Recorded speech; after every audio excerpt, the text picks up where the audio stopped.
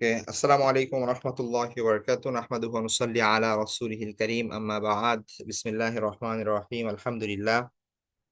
আল্লাহ সুবহানাহু ওয়া তাআলার অশেষ মেহেরবানি যে আমরা আমাদের শামালি তিরমিজি কোর্সের আজকের সেশনে জয়েন করেছি। আজকে প্রবাবলি আমাদের শেষ আহ আমাদের ক্লাস হতে যাচ্ছে। তো আমরা আজকে যতটুকু আছে শেষ করে দেওয়ার চেষ্টা করব, কারণ হচ্ছে আগামীকাল থেকে ইনশাআল্লাহ রামাদান শুরু হয়ে গেলে আমাদের নতুন একটা রুটিন শুরু হয়ে যাবে। তো আমরা চেষ্টা করব যে আজকের মধ্যেই যে চ্যাপ্টার দুই দুই তিনটা চ্যাপ্টার আছে সেগুলো শেষ করে দিব ইনশাআল্লাহ। তো আমাদের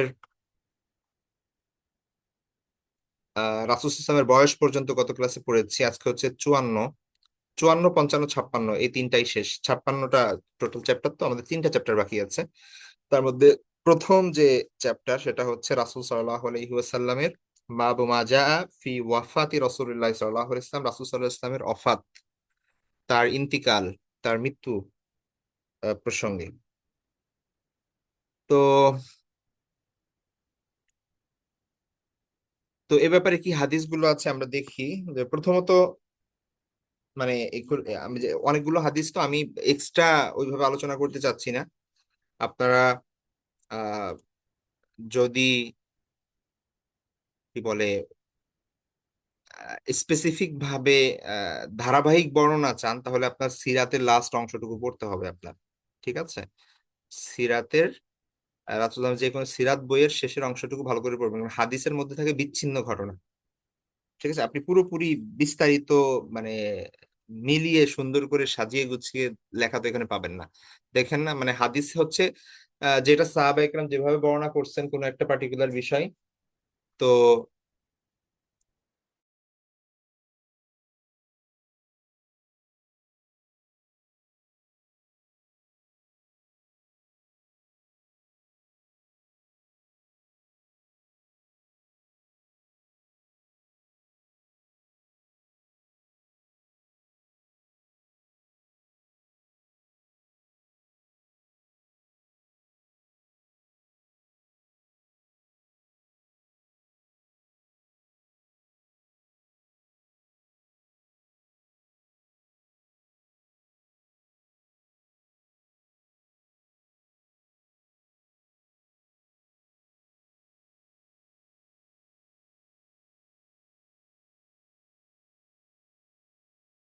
আচ্ছা, তো হাদিসের ব্যাপার যেটা হয় সেটা হচ্ছে যে বিচ্ছিন্ন ঘটনা বা বিচ্ছিন্ন একটা একটা পার্ট পাওয়া যায়। ঠিক আছে? তো হাদিসের ব্যাপারটা মূলত হাদিস হচ্ছে আপনার আহ একটা পাজল, অনেক বড় একটা পাজলের ছোট্ট একটা টুকরা। ঠিক আছে? এটা বিষয়টা ভালো করে মনে রাখবেন। এই বিষয়টা যদি মনে রাখেন, তাহলে শুধুমাত্র এই ক্ষেত্রে না, আপনি মানে ফিকহের বিষয়, আকীদার বিষয়, প্রত্যেকটা বিষয়ের ক্ষেত্রে হাদিসের যেই অবস্থান সেটা আপনি ক্লিয়ারলি বুঝতে পারবেন। ধরেন আপনি অনেক বড় বড় পাজল পাওয়া যায় না, যে অনেক বড় একটা পাজল, তারপরে ছোট ছোট ছোট ছোট সেখানে অনেক টুকরা থাকে, অনেক পার্টস থাকে, তারপর ওইটা দেখা যাচ্ছে যে দিনের পর দিন মানুষ মেলানোর চেষ্টা করে, একটা অনেক দীর্ঘ সময় পরে গিয়ে সেটা মিলে। ঠিক আছে? তো এই বিষয়টা মনে রাখবেন যে যে কোনো পার্টিকুলার বিষয়ে, যে কোনো পার্টিকুলার বিষয়ে আপনার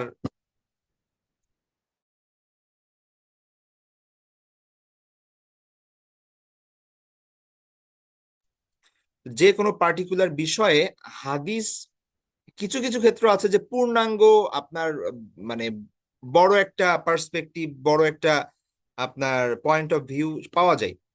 কিন্তু পুরো বিষয়টা পেতে হলে দেখা যাচ্ছে যে আপনার ওই বিষয়ের সকল হাদিস লাগবে, এবং সকল হাদিস লাগার পরেও এটা কিভাবে জোড়া হবে সেইটা আপনার জানা দরকার, যে এটা এটা জোড়া লাগবেটা কিভাবে। জোড়া লাগার পরে আপনার কাছে বোঝা যাবে যে ও, এই হচ্ছে বিষয়। আদারওয়াইজ যেই সমস্যাটা হবে সেটা হচ্ছে ওই যে হাতি দেখার মতো হবে আর কি, অন্ধদের অন্ধদের হাতি দেখার মতো হবে। কারো কাছে মনে হবে হাতিটা হচ্ছে আহ আপনার কুলার মতো, কারো কাছে মনে হবে হাতিটা হচ্ছে আপনার কিসের মতো, খাম্বার মতো। তো এরকম মনে হবে আর কি, কারণ সে প্রত্যেক অন্ধ ব্যক্তি এক একটা পার্ট দেখেছে হাতির, ধরেছে। ঠিক আছে? পূর্ণাঙ্গ হাতিটা দেখে নাই। তো আমরা অনেক সময় এমন করি যে হুজুর হাদিসে আছে এমন, আর আপনারা বলতেছেন এমন, ঠিক আছে? কারণ ওই একটা হাদিস আপনি পেয়েছেন, ওই হাদিসটা হচ্ছে একটা বড় একটা অংশের একটা পাজলের একটা টুকরা। তো আপনি যদি ওই পুরো বিষয়টা বুঝতে চান, আপনার সকল ওই ওই টপিকের সকল হাদিস আনা লাগবে, আপনার সামনে থাকতে হবে, তারপরে ওইটার একটা মিলাইতে হবে যে কোনটা আগে কোনটা পরে, কোন আমলটা আগে করা হয়েছে কোনটা পরে কথা হয়েছে, কোনটা হচ্ছে রহিত হয়ে গেছে, তারপর হচ্ছে অন্যান্য স্কলারের কি বক্তব্য আছে এখানে, তারা কিভাবে এই হাদিসগুলো ব্যাখ্যা করছেন। এই সকল বিষয় সামনে রেখে একটা ডিসিশন দেওয়া হবে, তারপরে সেখান থেকে মাসআলা বের হয়ে, মানে সেখান থেকে করণীয় কি সেটা হচ্ছে ফিকহের কিতাবে লেখা হবে। বুঝতে পারছেন? এই কারণে কোনো কিছু শিখতে হলে, মাসআলা মাসাইল যে কোনো বিষয় শিখতে হন, আপনি ফিকহের বই দেখবেন। সেখানে ওই সকল হাদিস এবং কোরআন থেকে মাসআলা উদ্ঘাটন করে বের হয়ে এই ফিকহের কিতাবে স্কলারগণ লিখে গিয়েছেন। ঠিক আছে? তো এখন আপনি হঠাৎ করে একটা পার্টিকুলার হাদিস আপনার সামনে আসলো, হুজুর হাদিসে এটা আছে আর আপনারা এমন করতেছেন কেন? ঠিক আছে, এরকম অনেকের কোশ্চেন থাকে। তো এটা আপনাদের বুঝতে হবে যে শুধু এই পার্টিকুলার হাদিস দেখে আপনি সিদ্ধান্তে পৌঁছতে পারবেন না। হাদিসটা হয়তো বা সহি, কিন্তু এই হাদিসটা হতে পারে যে এর বিপরীতে আরো কয়েকটা হাদিস আছে। হতে পারে যে স্কলাররা বলেছেন যে এই হাদিসটা প্রথম যুগের, পরবর্তীতে ভিন্ন আপনার আহ বিধান এসেছে আল্লাহ রাসূল সাল্লাল্লাহু আলাইহি ইসলামের উপর। ঠিক আছে? অথবা অন্য কোনো ব্যাখ্যা থাকতে পারে যে হাদিসটাতে বাহ্যিকভাবে যেটা বোঝাচ্ছে আসলে এই মিনিং হবে না, অন্য মিনিং হবে, কারণ এটা অন্যান্য হাদিস দ্বারা, সাহাবীদের আমল দ্বারা সেটা প্রমাণিত। তো এই ধরনের অনেক ইস্যু আছে। ঠিক আছে? তো হাদিস হচ্ছে এটা এটা এই পার্সপেক্টিভটা আমরা বুঝলে অনেক কিছু আমাদের জন্য সহজ হয়ে যাবে। যে হাদিস হচ্ছে, দেখেন, একজন সাহাবী জাস্ট একটা কথা বলছেন যে আল্লাহ রাসূলকে তিনি এইভাবে দেখছেন। এখন সাহাবী তো অনেক আছে, অন্যরা কিভাবে দেখছেন বা আল্লাহ রাসূল সাল্লাল্লাহু আলাইহি ওয়াসাল্লাম নিজে কি বলছেন, এই সকল বিষয় যতক্ষণ না আপনার সামনে থাকবে ততক্ষণ পর্যন্ত কিন্তু আপনি পরিপূর্ণ ডিসিশনে পৌঁছতে পারবেন না যে এই ব্যাপারে আসলে হুকুমটা কি, শুধুমাত্র একটা হাদিসের উপর ভিত্তি করে। ঠিক আছে? তো এই জন্য মানে আমরা অনেক সময় কনফিউজড হই যে অনলাইনে আমরা ঘাড়াঘাড়ি করি, হঠাৎ একটা হাদিস সামনে আসে, যে হাদিসটা দেখা যাচ্ছে যে আমি তো আসলে এমন এমন করি না, বা হচ্ছে একটু অন্যরকম, তখন আমার মনে হয় যে সাথে সাথে আমি চেঞ্জ করে ফেলি। ঠিক আছে? তো আপনার বুঝতে হবে যে ব্যাপারটা হচ্ছেটা কি, ওই হাদিসটার ব্যাখ্যা কি, ওই হাদিসটাকে কিভাবে দেখা হয়েছে। ঠিক আছে? এবং আরো আর কি কি হাদিস আছে এই টপিকে। তো এটা অবশ্য সাধারণ মানুষের কাজ না, এই সকল হাদিস সামনে নিয়ে লেখাপড়া করা, এটা স্কলাররা করতে পারেন বা তারা এই বিষয়টা বুঝতে পারবেন। তো এই জন্য মাসআলা মাসাইল জানার, আমল করার সব থেকে বড় পদ্ধতি হচ্ছে যে নির্ভরযোগ্য, আপনার যাকে গ্রহণযোগ্য মনে হয়, যার যোগ্যতা আছে এবং বাহ্যিকভাবে তিনি সুন্নাহ অনুযায়ী চলেন, সমস্ত গুনাহ থেকে, মানে বিদাত, শিরিক, কুফুর এগুলো থেকে মুক্ত থাকেন, তো এমন একজন স্কলারের শরণাপন্ন হওয়া, তার তিনি যেভাবে সাজেস্ট করেন ব্যাস সেভাবে চলা। ঠিক আছে? বাকিটা তার উপর ছেড়ে দেওয়া যে তিনি কোন মাযহাব, কোন মাসলাক, কোন মানহাজ ফলো করেন। ঠিক আছে? তিনি যদি আহলুস সুন্নাহ ওয়াল জামাতের মধ্যে থেকে হন, ব্যাস ঠিক আছে, তারটা আপনি গ্রহণ করেন। কিন্তু আপনি যখন নিজেই দায়িত্বটা নিবেন, যে অথচ সেই সেই ক্ষমতা আপনার নাই, ঠিক আছে, না হাদিস বোঝার ক্ষমতা, কারণ উলুমুল হাদিস অনেক বড় একটা বিষয় সেটা পড়ার, যে কিভাবে হাদিসের সহি জয়ীফ নির্ধারিত হবে, কিভাবে হাদিস গ্রহণযোগ্য অগ্রহণযোগ্য সেটা নির্ধারিত হবে, কোন হাদিসের উপর কোন হাদিস প্রাধান্য হবে, বা আরবির খুব বিশের বিষয়গুলো, এই বিষয়গুলো সবার দ্বারা তো সম্ভব না, এটার জন্য অনেক বেশি গভীর জ্ঞান দরকার। ঠিক আছে? তো এই জন্য সাধারণ মানুষের কাজ হচ্ছে, আপনি জানেন না, যারা জানে তাদের কাছে জিজ্ঞেস করেন, সে অনুযায়ী আমল করেন, ব্যাস শেষ। যখন আপনি জাজ করা শুরু করবেন যে কোন মাসালা সঠিক এটা আমি বের করব, ঠিক আছে, তখন আপনি পারবেন না। তখন দেখা যায় নিজে ভুল পথে চলে যাবেন, কিন্তু আপনার মনে হবে যে আপনি সঠিক পথে আছেন। ঠিক আছে? তো এই জিনিসগুলো অনেক ক্ষেত্রে আমরা ভুল করি, এই জায়গায় ভুল করা চলবে না। আচ্ছা, যাই হোক, আমি ভিন্ন টপিকে চলে গিয়েছিলাম, এটা খুব গুরুত্বপূর্ণ একটা পয়েন্ট, এই জন্য আমি দ্রুত হাদিস পড়বো, যেহেতু অনেকগুলো হাদিস আমাদের পড়তে হবে আজকে। তো আবারও বলছি যে এখানে অনেক কিছু আমি আমি কিছু জিনিস ব্যাখ্যা করার চেষ্টা করব, যতটুকু না হলেই না, বাকি পূর্ণাঙ্গ পিকচার আপনার পেতে হলে সিরাত পড়তে হবে। ঠিক আছে? তো সেইটা আপনারা পড়বেন ইনশাল্লাহ, যে রাসূল সাল্লাল্লাহু আলাইহি ওয়াসাল্লামের শেষ দিনগুলো, ওফাতের শেষ মুহূর্তগুলো কিভাবে কেটেছে, কি হয়েছে, সেটা ধারাবাহিক বর্ণনা পেতে ওইখানে পাবেন, কিন্তু আমরা এখানে পাবো টুকরা টুকরা টুকরা টুকরা কিছু চিত্র পাবো আর কি। তো প্রথম যে হাদিসটি, সেটা হচ্ছে আপনার আনাস ইবনে মালিক রাদিয়াল্লাহু তাআলা আনহু থেকে বর্ণিত। তিনি বলেন, যে আখিরু নাজরাতিন নাজারতুহা ইলা রাসূলিল্লাহ সাল্লাল্লাহু আলাইহি ওয়াসাল্লাম কাশফুস সিতারাতি ইয়াউমাল ইসনাইন, যে সর্বশেষ দৃষ্টি যেটা আমি আল্লাহ রাসূল সাল্লাল্লাহু আলাইহি ইসলামের দিকে দিয়েছিলাম, ঠিক আছে, আল্লাহ রাসূল সাল্লাল্লাহু আলাইহি ওয়াসাল্লামকে শেষবারের মতো যখন তিনি দেখেছিলেন সেই বর্ণনা দিচ্ছেন যে কাশফুস সিতারা, আহ যে ইয়াউমাল ইসনাইন সোমবারে আল্লাহ রাসূল সাল্লাল্লাহু আলাইহি ওয়াসাল্লাম কাশফুস সিতারা, সিতারা মানে হচ্ছে পর্দা, হ্যাঁ, পর্দা তুলে ধরা, পর্দা সরানো আর কি, ঠিক আছে, যা মানে আম্মা যেন আয়েশা রাদিয়াল্লাহু তাআলা আনহার যে রুম, কক্ষ, সেখানে তিনি ছিলেন। এবং তারপর আহ তিনি অসুস্থতার কারণে নামাজে আসতে পারেন নাই, ঠিক আছে। তো আবু বকর রাদিয়াল্লাহু তাআলা আনহু নামাজ পড়াচ্ছিলেন, আল্লাহ রাসূল সাল্লাল্লাহু আলাইহি ওয়াসাল্লাম আগে নির্দেশ দিয়েছিলেন তাকে নামাজ পড়ার জন্য। তো তিনি তার উম্মত যে নামাজ পড়ছে মসজিদে, তিনি এটা দেখার জন্য তার রুম থেকে আয়েশা রাদিয়াল্লাহু তাআলা আনহাকে বলেছিলেন পর্দা সরিয়ে দিতে, যেন তিনি দেখতে পারেন যে ওরা সাহাবায়ে কেরাম নামাজ পড়ছেন। তার ওঠার সেই ক্ষমতা ছিল না, এতটা অসুস্থ ছিলেন তিনি। তো যখন তিনি তার রুম থেকে পর্দা সরে গেল, সাহাবায়ে কেরাম নামাজের মধ্যেই, মানে নামাজ তো রাসূল সাল্লামের কক্ষ ছিল হচ্ছে মিম্বারের সাথে, ঠিক আছে, অর্থাৎ সামনের দিকে। তো রাসূল সাল্লাল্লাহু আলাইহি ওয়াসাল্লামের কক্ষ থেকে পর্দা সরে গেছে, সাহাবায়ে কেরাম সবাই তাকিয়ে পড়েছেন সেদিকে, হ্যাঁ, যে এই তো বোধহয় রাসূল সাল্লাল্লাহু আলাইহি ওয়াসাল্লাম আসছেন, ঠিক আছে। তো আহ, সেই যে পর্দা সরানো, এবং আল্লাহ রাসূল সাল্লাল্লাহু আলাইহি ওয়াসাল্লামকে যে সেই মুহূর্তে দেখলেন, আনাস ইবনে মালিক রাদিয়াল্লাহু তাআলা আনহু তিনি বললেন যে এটাই আমার সর্বশেষ দেখা আল্লাহ রাসূল সাল্লাল্লাহু আলাইহি ওয়াসাল্লামকে।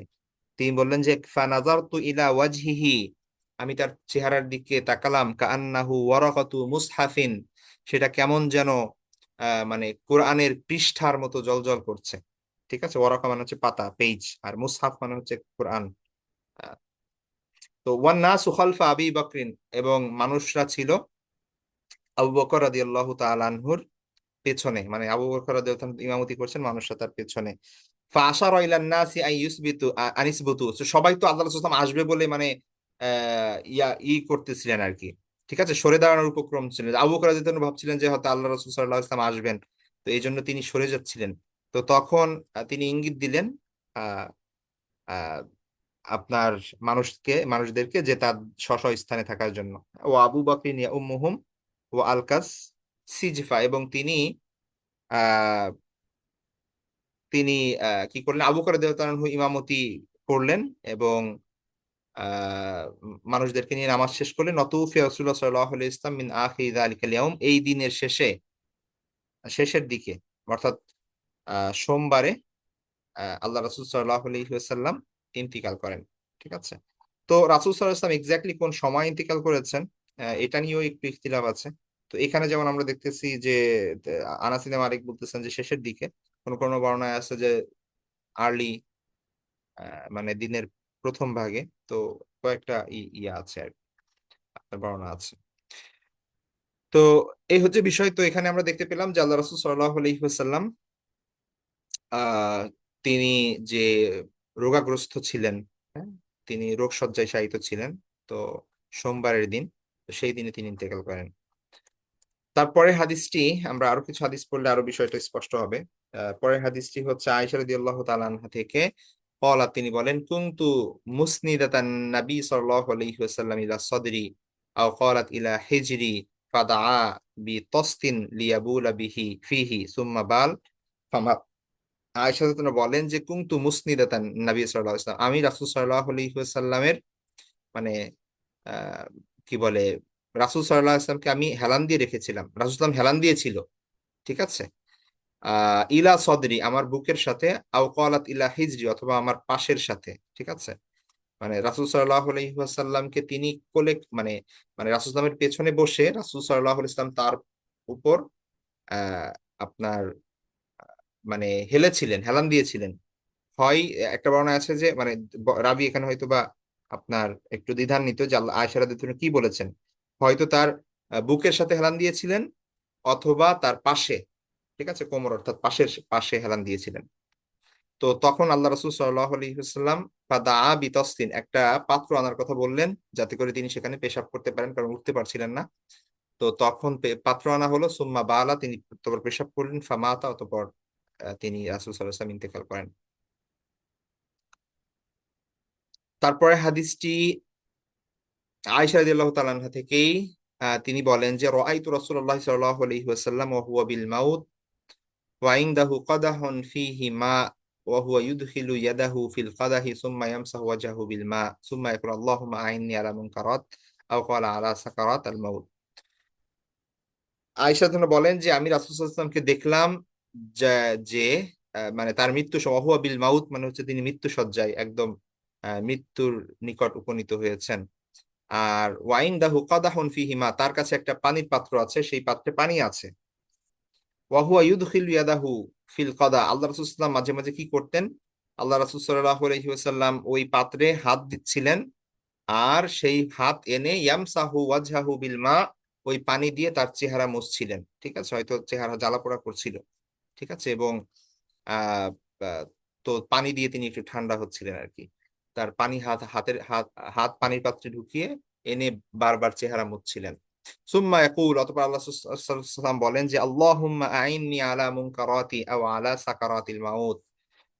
রাসূল সাল্লাল্লাহু আলাইহি ওয়াসাল্লাম তখন দোয়া করেন যে হে আল্লাহ, আইন্নি, আমাকে আপনি সাহায্য করুন, আলা মুনকারাত, মুনকারাত মানে হচ্ছে মানে অপছন্দনীয় বিষয় আর কি, মৃত্যুর যে অপছন্দনীয় বিষয় আছে। অথবা আরেকটা বর্ণনা আছে যে আলা সাকারাতিল মাউত, সাকারাত মানে হচ্ছে মৃত্যু যন্ত্রণা। তাহলে মৃত্যু যন্ত্রণা বা মৃত্যুর যে কষ্ট আছে, এই কষ্টের ব্যাপারে আল্লাহ আমাকে সাহায্য করুন। ঠিক আছে, আল্লাহ রাসূল সাল্লাল্লাহু আলাইহি ওয়াসাল্লাম সেই দোয়া করেছিলেন আল্লাহর কাছে যে আল্লাহুম্মা আইন্নি আলা মুনকারাতি আও আলা সাকারাতিল মাউত, যে মৃত্যু যন্ত্রণা অথবা মৃত্যুর যে কষ্ট, সেই কষ্ট থেকে আপনি আমাকে সাহায্য করুন। তারপর হাদিসটা আয়েশা রাদিয়াল্লাহু তাআলা থেকে তিনি বলেন যে লা আগবিদু আহাদান বিহাউনি মাউতিন বাদাল্লাযী রাআইতু মিন শিদ্দাতি মাউতি রাসূলুল্লাহ সাল্লাল্লাহু আলাইহি ওয়াসাল্লাম। লা আগবিতু, লা আগবিতু মানে হচ্ছে আমি ঈর্ষা করি না, আমি হিংসা করি না, মানে ঈর্ষা করা, অন্যের ভালো দেখে নিজেও সেই ভালো কামনা করা। মানে অনেক সময় হিংসা না এটা, কিন্তু ঈর্ষা করা, মানে অন্যের একটা ভালো জিনিস দেখেছেন তো নিজের জন্য এটা করা, ইস আমার যদি এমন হতো, এরকম আর কি। অন্যের খারাপ কিছু না চাওয়া, বরং নিজের জন্য এটা চাওয়া। তো এমন হয় না যে ধরেন কারো সুন্দর মৃত্যু হয়েছে, তো আমরা মনে করি যে ওয়াও আল্লাহ, আমার যদি এরকম মৃত্যু হতো, তাই না? তো এরকম অনেক সময় দেখা যাচ্ছে যে কারোর ক্ষেত্রে যদি দেখা যায় যে ও তার মৃত্যুর সময় যন্ত্রণা হয় নাই, মানে আমাদের কাছে মনে হচ্ছে তার মৃত্যুর সময় যন্ত্রণা হয় নাই, তো আমরা মনে করতেছি যে এই মৃত্যুটা যদি আমার হইতো, বা এরকম যদি আমার মৃত্যু হতো তো, বা হচ্ছে কেউ ধরেন আহ আমরা যদি বাংলাদেশ থেকে শুনি যে কেউ হজ করতে গিয়ে সেখানে মৃত্যু হয়েছে, তো আমরা মনে করি যে এটা একটা ভালো মৃত্যু, বা শুক্রবারে মৃত্যুগুলো, ঠিক আছে, এরকম আর কি বিভিন্ন আমরা দেখি আর কি। তো সেই অনুযায়ী আমরা নিজের জন্য কামনা করি। এটা হচ্ছে লা আগবিত। লা আগবিত মানে হচ্ছে মানে হিংসা করা বা ঈর্ষা করা। তাই লা আগবিত মানে আমি ঈর্ষা করি না আহাদান, কাউকে, বিহাউনি মাউতি বাদাল্লাযী রাআইতু, যে মানে এখানে যেটা বলতেছে সেটা হচ্ছে যে মৃত্যুর সময় কষ্ট না হওয়ার, মৃত্যুর সময় কষ্ট, কারো কারো মৃত্যুর সময় কষ্ট না হলে আমি আর সেটা নিয়ে হিংসা করি না। ঠিক আছে, লা আগবিতু আহাদান বিহাউনি মাউতিন বাদাল্লাযী রাআইতু আহ মিন শিদ্দাতি রাসূলুল্লাহ সাল্লাল্লাহু আলাইহি ওয়াসাল্লাম, শিদ্দাতি মাউতি রাসূলুল্লাহ সাল্লাল্লাহু আলাইহি ওয়াসাল্লাম, রাসূল সাল্লাল্লাহু আলাইহি ওয়াসাল্লামের মৃত্যুর কষ্ট দেখার পর অন্য কারো মৃত্যুর সময় কষ্ট না হলে আমি আর হিংসা করি না। ঠিক আছে, মানে হচ্ছে যে আগে যখন দেখা যাচ্ছে যে আমি হয়তো হিংসা করতাম বা ঈর্ষান্বিত হতাম, ও এর ভালো মৃত্যু হয়েছে, এর মৃত্যুর সময় কষ্ট হয় নাই, আল্লাহ রসুল সাল্লাহ ইসলামের মৃত্যু দেখার পরে আর আমি এটা করি না, কারণ স্বয়ং আল্লাহ রসুল সাল্লাহ আলহিহাস্লামের মৃত্যুর কষ্ট আমি নিজের চোখে দেখেছি। ঠিক আছে, তো সেইখানে আহ আমার ব্যাপারে আর কি বা আমি ধারণা করতে পারি বা আশা রাখতে পারি। ঠিক আছে, তো তো কারো মৃত্যু যন্ত্রণা হতে না দেখা, বা হচ্ছে কারো মৃত্যু যন্ত্রণা হচ্ছে না মৃত্যুর সময়, এটা দেখে ঈর্ষান্বিত হওয়া স্বাভাবিক। ঠিক আছে, তো হয়তো মানে তিনি ধারণা করতেন যে মৃত্যু যন্ত্রণা না হওয়া ভালো। হ্যাঁ, মৃত্যু যন্ত্রণা হলে মনে আমরা আমাদের মধ্যে কিন্তু এই ধারণা আছে যে মৃত্যু যন্ত্রণা দেখলে মনে হয় যে ও এ বোধহয় খারাপ মানুষ, বা হচ্ছে এর অনেক কষ্ট হচ্ছে, ইত্যাদি ইত্যাদি। কিন্তু আয়েশা রাদিয়াল্লাহু তাআলা আনহা বলেন যে রাসূল সাল্লাল্লাহু আলাইহি ওয়াসাল্লামের মৃত্যু যন্ত্রণা দেখার পর থেকে আর কারো মৃত্যু যন্ত্রণা না হতে দেখলে আমার আর ঈর্ষা হয় না। ঠিক আছে, আর একটা বিষয় হচ্ছে মৃত্যু যন্ত্রণার মাধ্যমে আল্লাহ সুবহানাহু ওয়া তাআলা ইয়া করেন, আপনার মর্যাদা বৃদ্ধি করেন, ঠিক আছে, এবং অনেক গুনাহ চলে যায়, এরকমও হয়। তো অবশ্যই আমরা চাইবো না যে আমাদের মৃত্যুর সময় কষ্ট হোক। আমরা চাইবো, যেহেতু আল্লাহ রাসূল সাল্লাল্লাহু আলাইহি ওয়াসাল্লাম স্বয়ং দোয়া করছেন আল্লাহর কাছে সাকারাতুল মাউত বা মৃত্যু যন্ত্রণা থেকে, যেন আল্লাহ তাকে রক্ষা করেন এবং ইয়া করেন, তাকে সাহায্য করেন এ ব্যাপারে। তো আমরাও সবাই দোয়া করব সেটা। বাকি কারো যদি মৃত্যু যন্ত্রণা হয় মৃত্যুর সময়, এটাকেও পজিটিভলি দেখবো, এটাকেও আমরা এমন ভাবে নিব না যে ও আহ এটা কি কারণে মৃত্যু যন্ত্রণা হয়েছে বা কত কষ্টের মৃত্যু হয়েছে, ঠিক আছে। তো আহ অনেক সময় মৃত্যু যন্ত্রণা হয় এবং সেটা দেখা যাচ্ছে যে আপনার তার কল্যাণের জন্যই হয়। তো আল্লাহ রসুল সাল্লাহ ইসলামও তো মৃত্যু যন্ত্রণা ভোগ করেছেন। হ্যাঁ, হয়তো বা মানে এটা তো মানুষের উপর ডিপেন্ড করছে যে তার লিমিটটা কতটুকু। হ্যাঁ, এটা তো আর আমরা বুঝতে পারবো না দূর থেকে, তাই না? তো তো এই হচ্ছে বিষয়। তো যাই হোক, আয়েশা রাদিয়াল্লাহু তাআলা আনহার এই হাদিস থেকে আমরা বুঝতে পারি যে মৃত্যু যন্ত্রণা হতে পারে, এটা একটা স্বাভাবিক বিষয়। এটা কোনো শুভ বা অশুভ বিষয়ের প্রতি ইঙ্গিত দেয় না, ঠিক আছে। তারপরে যে হাদিসটি সেটা হচ্ছে যে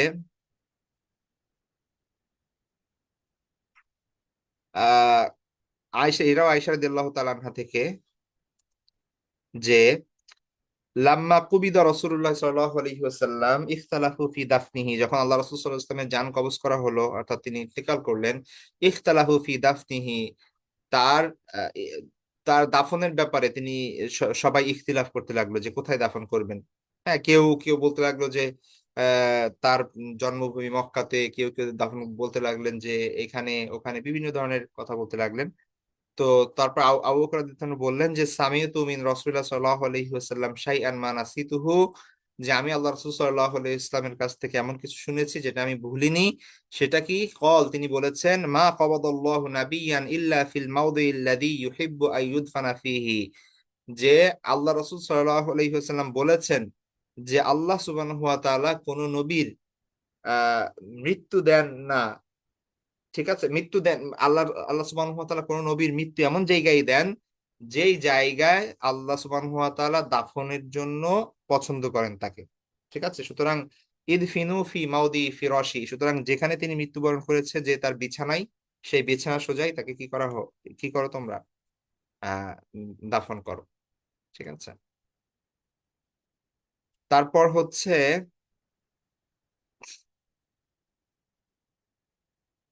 তারপর আয়েশা রাদিয়াল্লাহু তাআলা আনহা থেকে তিনি বলেন যে যে আন্না আবা বকরিন, এটা এটা শুধু আয়েশা না, এটা অনেকের কাছ থেকে বর্ণিত হয়েছে, আব্দুল্লাহ ইবনে আব্বাস, আয়েশা। তো তারা তারা বর্ণনা করেন যে আন্না আবা বকরিন কব্বালান নবী সাল্লাল্লাহু আলাইহি ওয়াসাল্লাম বাদা মা মাত, আল্লাহ রাসূল সাল্লাল্লাহু আলাইহি ওয়াসাল্লাম ইন্তেকালের পরে আবু বকর রাদিয়াল্লাহু তাআলা আনহু রাসূল সাল্লাল্লাহু আলাইহি ওয়াসাল্লামের কপালে চুমু খান, ঠিক আছে, চুমু খান। তো এইটার আপনার মূলত আল্লাহ রাসূল আবু বকর রাদিয়াল্লাহু আনহু সেখানে ছিলেন না, তাকে খবর দেওয়া হয়। তারপরে তিনি এসে আল্লাহ রাসূল সাল্লাল্লাহু আলাইহি, তিনি মসজিদে ছিলেন, মানে কাছেই ছিলেন। তো সেখান থেকে এসে তিনি আল্লাহ রাসূল সাল্লাল্লাহু আলাইহি ওয়াসাল্লামের কপালে চুমু খান, ঠিক আছে। তো সেই এরকম হাদিস আরো বিস্তারিত সামনে আসবে।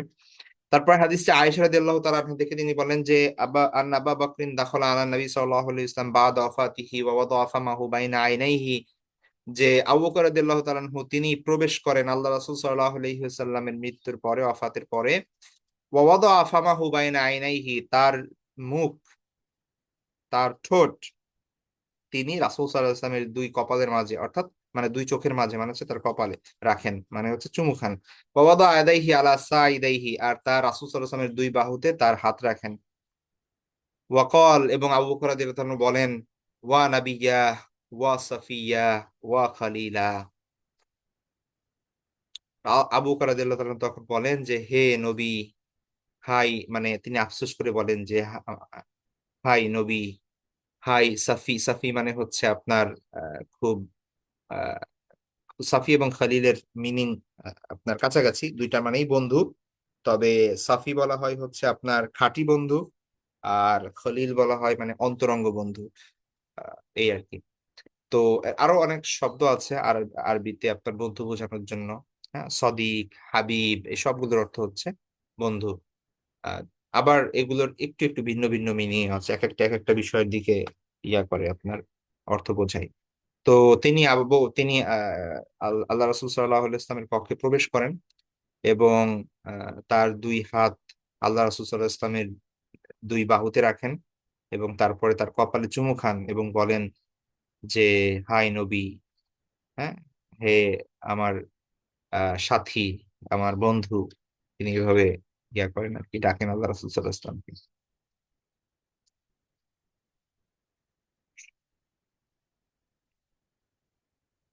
পরের হাদিসটা আনাস রাদিয়াল্লাহু তাআলা আনহু থেকে, তিনি বলেন, লাম্মা কানা আল ইয়াউমুল্লাযী দাখালা ফীহি রাসূলুল্লাহ সাল্লাল্লাহু আলাইহি ওয়াসাল্লাম আল মাদিনাতা, যে যখন আল্লাহ রাসূল সাল্লাল্লাহু আলাইহি ওয়াসাল্লাম মদিনায় প্রবেশ করেন, যেই দিনে মদিনায় প্রবেশ করেন, আযা মিনহা কুল্লু শাই, মদিনার প্রত্যেকটা জিনিস আলোক উজ্জ্বল হয়ে যায়, মানে আল্লাহ রাসূল সাল্লাল্লাহু আলাইহি ওয়াসাল্লামের আগমনে মদিনায় খুশি, আনন্দ, তারপরে হচ্ছে মানুষের মধ্যে ইমানি উম, শক্তি, সবকিছু মানে স্পষ্ট বোঝা যেত। ঠিক আছে, ফালাম্মা কানা লিয়াউমুল্লাযী মাতা ফীহি, আর যেই দিন যখন তিনি ইন্তিকাল করলেন, তারপরে আজলামা মিনহা কুল্লু শাই, সবকিছু অন্ধকারাচ্ছন্ন হয়ে গেল। ওয়ামা নাফাজনা আইদিনা মিনাত তুরাব, এমনকি মানে আমরা দাফনের পর, ঠিক আছে, আহ আমাদের আহ, মানে হাত থেকে মাটি ঝাড়ার সময়, হ্যাঁ, মাটি ঝাড়তে না ঝাড়তেই, ঠিক আছে, আহ ওয়ানা লাফি দাফনিহি, মানে আল্লাহ রাসূল সাল্লাল্লাহু আলাইহি ওয়াসাল্লামের দাফনের সময়, দাফন শেষে হাত থেকে মাটি ঝেড়ে ফেলতে না ফেলতেই হাত্তা আনকারনা কুলুবানা, আমরা আমাদের অন্তরের পরিবর্তন লক্ষ্য করলাম। ঠিক আছে, তার মানে হচ্ছে দেখেন, একটা আল্লাহ রাসূল সাল্লাল্লাহু আলাইহি ওয়াসাল্লাম স্বয়ং তাদের সাথে আছেন। হ্যাঁ, এতদিন তো হয়তো বা মানুষ মানে, আপনি একটু কল্পনা করেন ব্যাপারটা, হ্যাঁ, কিছু যদি মানে আলাদা বিচ্ছিন্ন ভাবে হাদিসে তো পুরোপুরি বোঝা যাচ্ছে না, তো দেখেন আল্লাহ রাসূল সাল্লাল্লাহু আলাইহি ওয়াসাল্লাম স্বয়ং আল্লাহর নবী, তিনি এই মদিনায় এসেছেন। আমরা জানি যে মদিনায় যেদিন তিনি আসেন, মানুষ কত খুশি হয়, এবং বাচ্চা থেকে বড় পর্যন্ত আল্লাহ রাসূল সাল্লাল্লাহু আলাইহি ওয়াসাল্লামের আগমনের খবর শুনে যখন শুনলেন যে তিনি কুবায় এসে পৌঁছেছেন, মদিনার মানুষ প্রতিদিন সকাল থেকে দুপুরের আগ পর্যন্ত, মানে রৌদ্র প্রখর হওয়ার আগ পর্যন্ত অপেক্ষা করতেন মদিনার বাইরে এসে, যে এই বুঝি আসলো, এই বুঝি আসলো। আবার দুপুরের গড়িয়ে যখন বিকাল হতো, সেই বিকাল থেকে সন্ধ্যা পর্যন্ত তারা এইভাবে অপেক্ষা করতো। দুপুরের সময় তো বাইরে বের হওয়া যায় না, এতটা গরম। এই সময়টা বাদে যত সময় দিনের আলো থাকতো, তারা এই বাইরে চলে আসতো, বাইরে এসে তারা এই ধরনের দেখতে থাকতো উকি দিয়ে যে কোথায় আল্লাহ রাসূল সাল্লাল্লাহু আলাইহি ওয়াসাল্লাম কখন আসবেন তিনি। আর যখন তিনি আসলেন মদিনায়, দূর থেকে যখন তাকে দেখা গেল, এই দিন মদিনাবাসীর জন্য সব থেকে আনন্দের দিন। এবং এই খুশি মদিনার প্রত্যেকটা ঘরে ঘরে পৌঁছে গেল, সবাই রাস্তায় নেমে আসলো। আল্লাহ রাসূল সাল্লাল্লাহু আলাইহি ওয়াসাল্লাম যখন প্রবেশ করলেন মদিনায়, যে রাস্তা ধরে দুই পাশে মানুষ তাকে মানে স্বাগতম জানানোর জন্য দাঁড়িয়ে রইলো, এই ভালোবাসা, এই যে আবেগ, এই যে আপনার আহ বরণ করে নেওয়া রাসূল সাল্লাল্লাহু আলাইহি ওয়াসাল্লামকে, তারপরে দীর্ঘ 10টা বছর আল্লাহ রাসূল সাল্লাল্লাহু আলাইহি ওয়াসাল্লাম তাদের মাঝে থাকলেন, সুখে দুঃখে হাসি কান্নায় তাদের পাশে মিশে থাকলেন। রাসূল সাল্লাল্লাহু আলাইহি ওয়াসাল্লাম নিজে না খেয়ে এই জনগোষ্ঠীকে খাইয়েছেন, যে কোনো প্রয়োজনে তাদেরকে হেল্প করেছেন, যে কোনো ক্ষেত্রে যে যার যে দরকার হতো আল্লাহ রাসূল সাল্লাল্লাহু আলাইহি ওয়াসাল্লামের কাছে চলে আসতেন, আল্লাহ রাসূল সাল্লাল্লাহু আলাইহি ওয়াসাল্লাম তার সাধ্য অনুযায়ী পূরণ করতেন তার সমস্যাগুলি। তো নবী তো অবশ্যই, রাসূল তো অবশ্যই, ধর্মীয় দৃষ্টিকোণ থেকে সেটা তো আছে, একজন মানুষ হিসেবে, একজন প্রতিবেশী হিসেবে, একজন গার্ডিয়ান হিসেবে আল্লাহ রাসূল সাল্লাল্লাহু আলাইহি ওয়াসাল্লামকে যেমন পেয়েছেন তারা, এটার তো কোনো তুলনা হয় না। এবং এক নাগাড়ে আপনার, আমরা জানি যে মক্কা বিজয়ের সময় যখন অষ্টম হিজরিতে আল্লাহ রাসূল সাল্লাল্লাহু আলাইহি ওয়াসাল্লাম মক্কা বিজয় করলেন, 10,000 সাহাবীর একটা একটা সৈন্যবাহিনী নিয়ে মক্কায় প্রবেশ করলেন। তো মক্কা তো তার মাতৃভূমি, এবং তিনি মক্কা বিজয় করে ফেলেছেন আজকে। তো আনসার সাহাবীরা সেই সময়েও মানে তারা মানে খুব ভয় পেতে লাগলো যে আল্লাহ নবী না আবার মক্কায় থেকে যায়, কারণ তার মাতৃভূমি জয় করেছেন তিনি, তিনি যদি এখানেই থেকে যান তাহলে আমরা কি নিয়ে মদিনায় যাব, আমরা কিভাবে মদিনায় থাকবো। তো এই যে চিন্তা, এই যে দুশ্চিন্তা, এই যে পেরেশানি, আল্লাহ রাসূল সাল্লামকে ভালোবেসে, কিন্তু অবশ্যই আল্লাহ রাসূল সাল্লাল্লাহু আলাইহি ওয়াসাল্লাম তিনি মদিনাকেই ভালোবাসলেন এবং মদিনায় সেই আনসারদের সাথে থাকলেন, এই সাহাবীদের সাথে থাকলেন। তো এই 10টা বছর সুখে দুঃখে প্রত্যেকটা ক্ষেত্রে যাকে আহ সব সময় তারা পাশে পেয়েছে তাদের অভিভাবক হিসেবে, এবং মানে কেমন অভিভাবক, সরাসরি আল্লাহর, তাদের যে কোনো প্রশ্নের সম্মুখীন হলে আল্লাহ রাসূল সাল্লাল্লাহু আলাইহি ওয়াসাল্লামের কাছে আসতেন আর আল্লাহর সাথে সরাসরি কথা বলে আল্লাহর কাছ থেকে সরাসরি ইনস্ট্রাকশন নিয়ে সেই সমস্যার সমাধান দিতেন আল্লাহ রাসূল সাল্লাল্লাহু আলাইহি ওয়াসাল্লাম। এমন অভিভাবক। তো হঠাৎ যখন তারা শুনলো যে আল্লাহ রাসূল সাল্লাল্লাহু আলাইহি ওয়াসাল্লাম আর এই পৃথিবীতে নেই, আমরা একটু কল্পনা করতে পারি যে তাদের অবস্থাটা কেমন ছিল, মানে কি অবস্থার মধ্যে দিয়ে তারা গিয়েছেন। অন্য যে কারো মৃত্যু আর আল্লাহ রাসূল সাল্লাল্লাহু আলাইহি ওয়াসাল্লাম আর আর তারা কখনোই দেখবেন না আল্লাহ রাসূল সাল্লাল্লাহু আলাইহি ওয়াসাল্লামকে মসজিদে নববীতে, আর কখনোই তার পিছে নামাজ পড়তে পারবেন না। কোনো সমস্যার ক্ষেত্রে দৌড়ে গিয়ে বলতে পারবেন না, ইয়া রাসূলুল্লাহ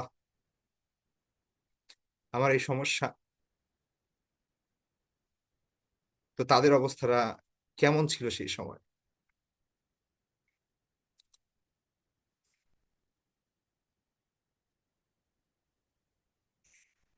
সাল্লাল্লাহু আলাইহি ওয়াসাল্লাম।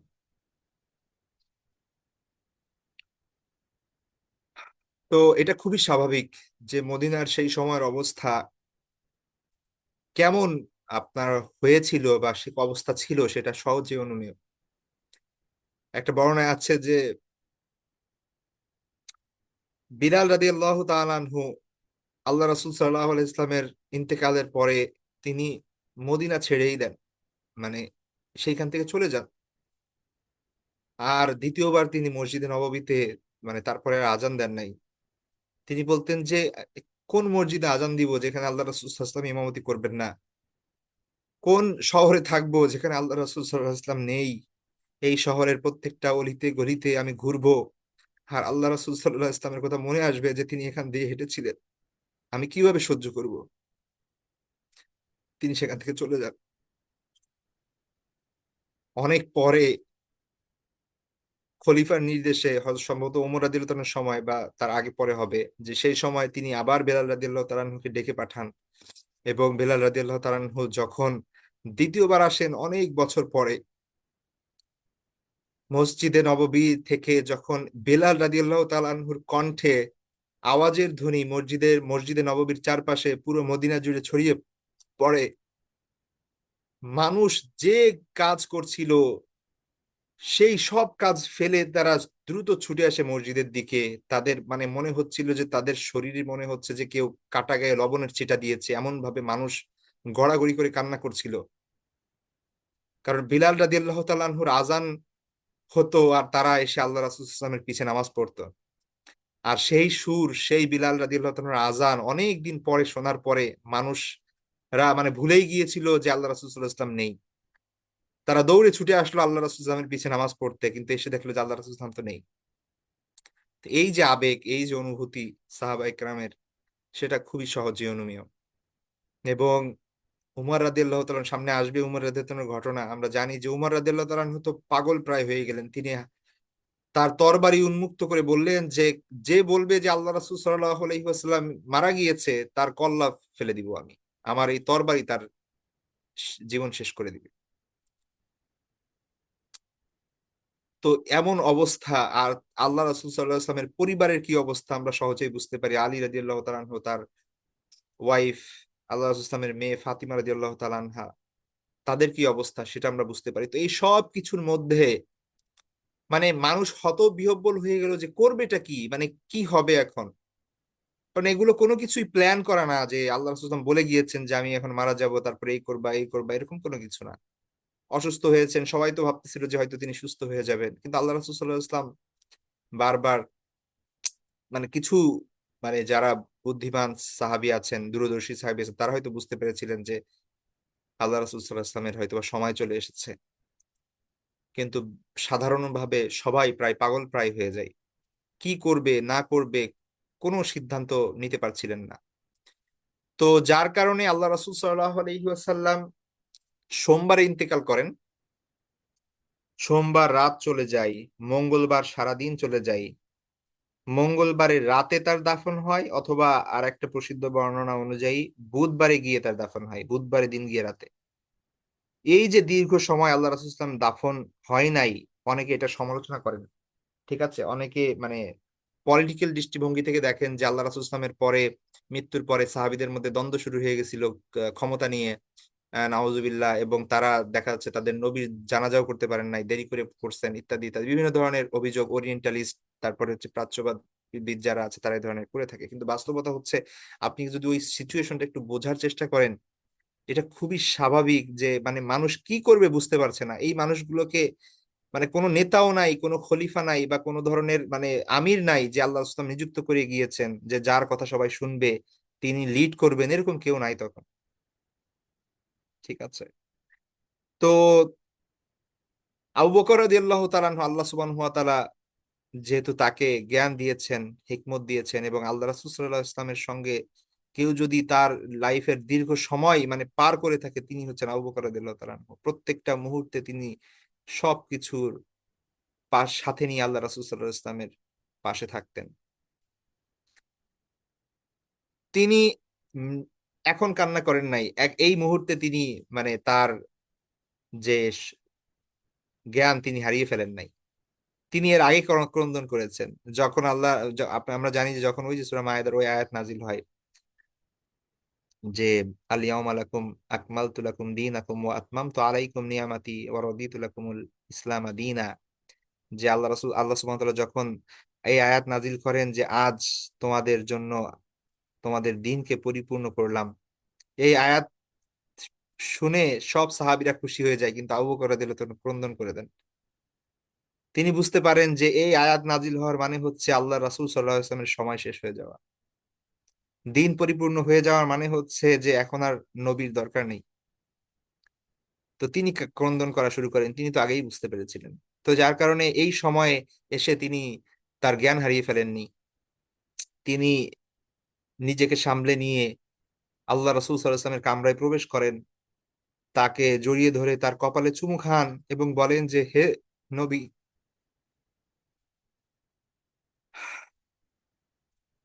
হে খলিল।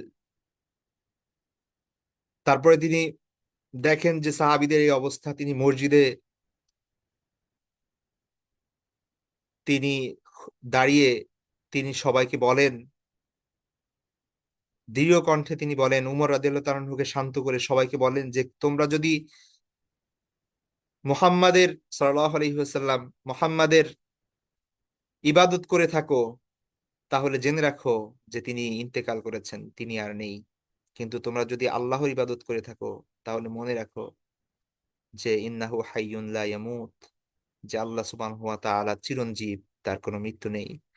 সুতরাং নবী, তিনি তো একজন মানুষ মাত্র, তার তো মৃত্যু হবেই, পূর্বের নবীরাও মৃত্যুবরণ করেছেন। তো এই এই করার পরে উমর রাদিয়াল্লাহু তাআলা আনহু কিছুটা সদ্বিদ ফিরে পান আর কি। এবং তারপরে পরবর্তী শুরু হয়। তো অনেকগুলো বিষয় ছিল এখানে। প্রথমত হচ্ছে কোথায় দাফন করা হবে, তারপরে হচ্ছে কিভাবে জানাজার নামাজ পড়া হবে, মানে এগুলো তো আগে থেকে সেটেল করা না কোনো কিছু। এখন দেখা যাচ্ছে যে আমাদের কেউ মারা গেলে আমরা জানি অলরেডি কি করতে হবে, তারা হুড়া করে করে ফেলি। কিন্তু আল্লাহ রাসূল সাল্লাল্লাহু আলাইহি ওয়াসাল্লাম মারা গেছেন মানে একজন নবী মারা গেছেন, তো মানে তারা মানুষরা তো আর জানে না যে নবী মারা গেলে কি করতে হবে বা কোথায় কি করতে হবে, কি কেমন কি করব। এর আগে যা কিছু হয়েছে আল্লাহ রাসূল সাল্লাল্লাহু আলাইহি ওয়াসাল্লাম গাইড করেছেন, সাহাবীরা সেটা পালন করেছেন, কিন্তু এই মুহূর্তে কে গাইড করবে কাকে? আবার সবাই হচ্ছে শোকে বিহ্বল অবস্থার মধ্যে আছে। তো এই অবস্থা এমন একটা সিচুয়েশন যে মানে মানুষ বুঝে উঠতে পারে না যে কি করবে। ঠিক আছে।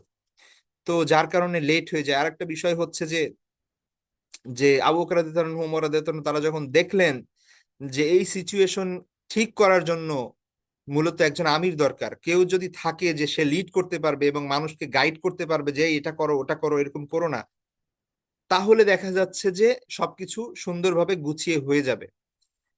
কিন্তু ওই জিনিসটা না থাকার কারণে, কোনো নেতা না থাকার কারণে, কোনো আমির না থাকার কারণে এখন যে সমস্যাটা হচ্ছে সেটা হচ্ছে যে যে যার মতো কি অবস্থায় কোথায় আছে কোনো খোঁজ খবর নাই, এবং কেউ নাইও যে কে কাকে শাসাবে বা কে কাউকে গাইড দিবে, এটার এটার কোনো মানুষ নাই। তো তো আনসার রাদিয়াল্লাহু তাআলা, আনসার সাহাবীদের কিছু, তারা নিজেরা পরামর্শ করতে লাগলো যে আল্লাহ রাসূল সাল্লাল্লাহু আলাইহি ওয়াসাল্লাম ইন্তেকাল করেছেন, তো এখন আমির কে হবে?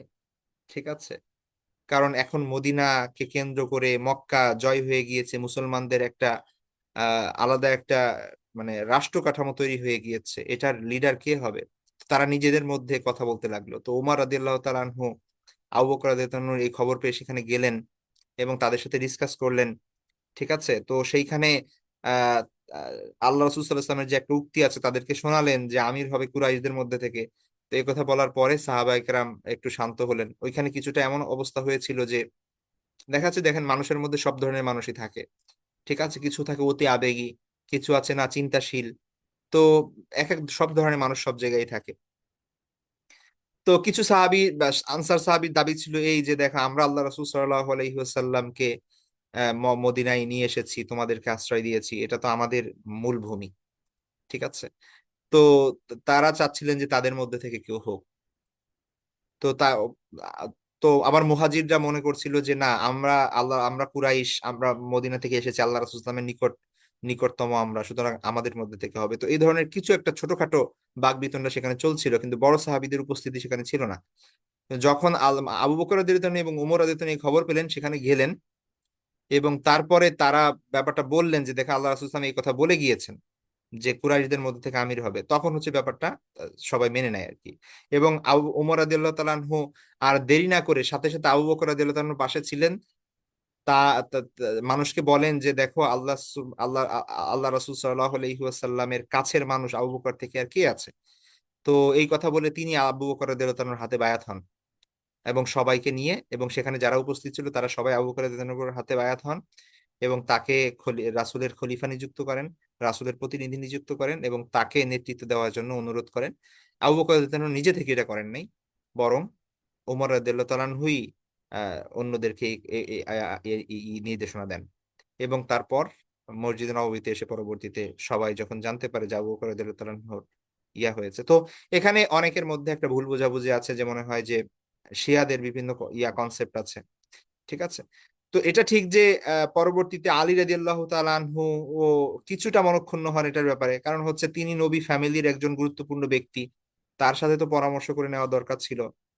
ঠিক আছে, কিন্তু আসলে ব্যাপারটা হচ্ছে কি, সিচুয়েশন এমন ছিল যে সেখানে আসলে পরামর্শ করার মতো কোনো সিচুয়েশন ছিল না, আর সেই সময়টার জরুরত ছিল যে একজন আমির হইতে হবে এই মুহূর্তে।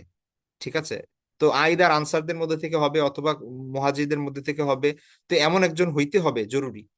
কিন্তু আলী রাদিয়াল্লাহু তাআলা আনহু, ফাতেমা রাদিয়াল্লাহু তাআলা আনহা, তারা তো ছিলেন আহ, একদম রাসূল সাল্লাল্লাহু আলাইহি ইসলামের সন্তান, জামাতা, চাচাতো ভাই, ঘরের মানুষ। তো তারা রাসূল ইসলামের গোসল মানে অন্যান্য বিষয় নিয়ে তারা ব্যস্ত ছিলেন, এবং এইখানে যে এইগুলো হয়ে গিয়েছে সে বিষয়ে তারা জানতেন না। পরে যখন জানেন, তখন স্বাভাবিকভাবে এরকম হতেই পারে যে আপনি একজন গুরুত্বপূর্ণ ব্যক্তি, কিন্তু আপনাকে না জানিয়ে এত বড় একটা ডিসিশন হয়ে গিয়েছে, স্বাভাবিক একটু অভিমান করা স্বাভাবিক। সেই অভিমানটা তাদের মধ্যে ছিল, যেটা পরবর্তীতে মানে সমাধান হয়ে যায়, এবং আবু বকর রাদিয়াল্লাহু তাআলার হাতে এসে বায়াত গ্রহণ করে আলী রাদিয়াল্লাহু তাআলা আনহু, এবং তার রাষ্ট্রীয় কার্যে গুরুত্বপূর্ণ ভূমিকা পালন করে, তার পরামর্শদাতা হিসেবে ছিলেন। এবং এইটা চলতে থাকে, কোনো ধরনের সমস্যা ছিল না। কিন্তু পরবর্তীতে এসে যখন শিয়া তৈরি হয়, ঠিক আছে, তারা বিভিন্ন ধরনের ঘটনা বানাতে থাকে যে এদের এরকম হয়েছে, ওরকম হয়েছে, ইত্যাদি ইত্যাদি। যাই হোক, সেই বিষয়ে আলাদা টপিক, ওই বিষয় নিয়ে আলোচনা করছি না। আমি জাস্ট চাই নাই পুরো বিষয়টা আলোচনা করি, তারপর একটা পুরো ধারণা দিলাম যে আসলে কি হয়েছিল। ঠিক আছে, তো তারপরে হচ্ছে আবু বকর রাদিয়াল্লাহু তাআলা আনহু পরবর্তীতে সাহাবীদের নির্দেশনা দেন যে কিভাবে কোথায় দাফন হবে, কোথায় হচ্ছে আপনার কিভাবে জানাজা পড়া হবে। তারপরে হচ্ছে মানুষদেরকে নিয়ে তিনি মসজিদে নববীতে খুতবা দেন একটা। ঠিক আছে, তো আস্তে আস্তে মানুষ পরবর্তীতে স্বাভাবিক জীবনে ফিরতে থাকে। কিন্তু সেই সময় তো আর ফিরে আসবে না সাহাবীদের মধ্যে, যেই সময় আল্লাহ রাসূল সাল্লাল্লাহু আলাইহি ওয়াসাল্লাম জীবিত ছিলেন এবং যে কোনো প্রয়োজনে তারা আল্লাহ রাসূল সাল্লাল্লাহু আলাইহি ওয়াসাল্লামের কাছে উপস্থিত হতে পারতেন, নিজেদের কথা বলতে পারতেন। সেই সময়টা তো আর ফিরে আসছে না। তো এইটাই বললেন যে আবার আপনার আনাস রাদিয়াল্লাহু তাআলা আনহু, যে আল্লাহ রাসূল সাল্লাল্লাহু আলাইহি ওয়াসাল্লাম যখন মদিনায় প্রবেশ করেন তখন মদিনার প্রত্যেকটা জিনিস আলোকিত হয়ে গিয়েছিল, আর যেদিন তিনি ইন্তেকাল করেন প্রত্যেকটা জিনিস অন্ধকারাচ্ছন্ন হয়ে পড়েছিল। এটা মানে ফিজিক্যাল মিনিং এখানে উদ্দেশ্য না যে সবকিছু আসলে অন্ধকার হয়ে গিয়েছিল, এটার মানে হচ্ছে যে তার দৃষ্টিভঙ্গি বোঝাচ্ছেন আর কি। তো তারপরে হাদিসটি আয়েশা রাদিয়াল্লাহু তাআলা আনহা থেকে, তিনি বলেন তুফিয়া রাসূলুল্লাহ সাল্লাল্লাহু আলাইহি ওয়াসাল্লাম ইয়াউমাল ইসনাইন, রাসূল সাল্লাল্লাহু আলাইহি ওয়াসাল্লাম সোমবার ইন্তেকাল করেন।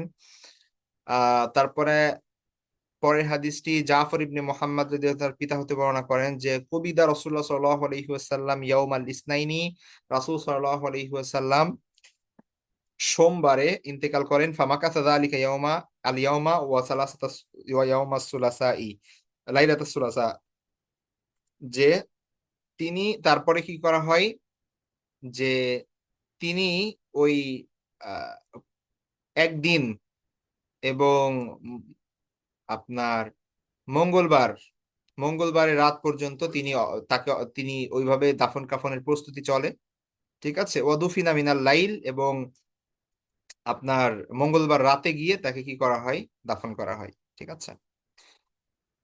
তারপরে হাদিসটি আব্দুর রহমান ইবনে আউফ থেকে, তিনি বলেন যে তুফিয়া রাসূলুল্লাহ সাল্লাল্লাহু আলাইহি ওয়াসাল্লাম ইয়াউমাল ইসনাইন, আল্লাহ রাসূল সাল্লাল্লাহু আলাইহি ওয়াসাল্লাম সোমবার ইন্তেকাল করেন। ওয়াদুফিনা ইয়াউমাস সুলাসাই, এবং মঙ্গলবার রাতে তাকে দাফন করা হয়। আহ তো কিছু কিছু বর্ণনায় এখানে উল্লেখ নাই, কিন্তু বুধবারের কথা আছে, ঠিক আছে। তো অনেকের মতে বুধবারে দাফন করা হয়। তো তারপরে হাদিসটি আহ আপনার সালিম ইবনে উবাইদ রাদিয়াল্লাহু তাআলা আনহু থেকে, তিনি বলেন যে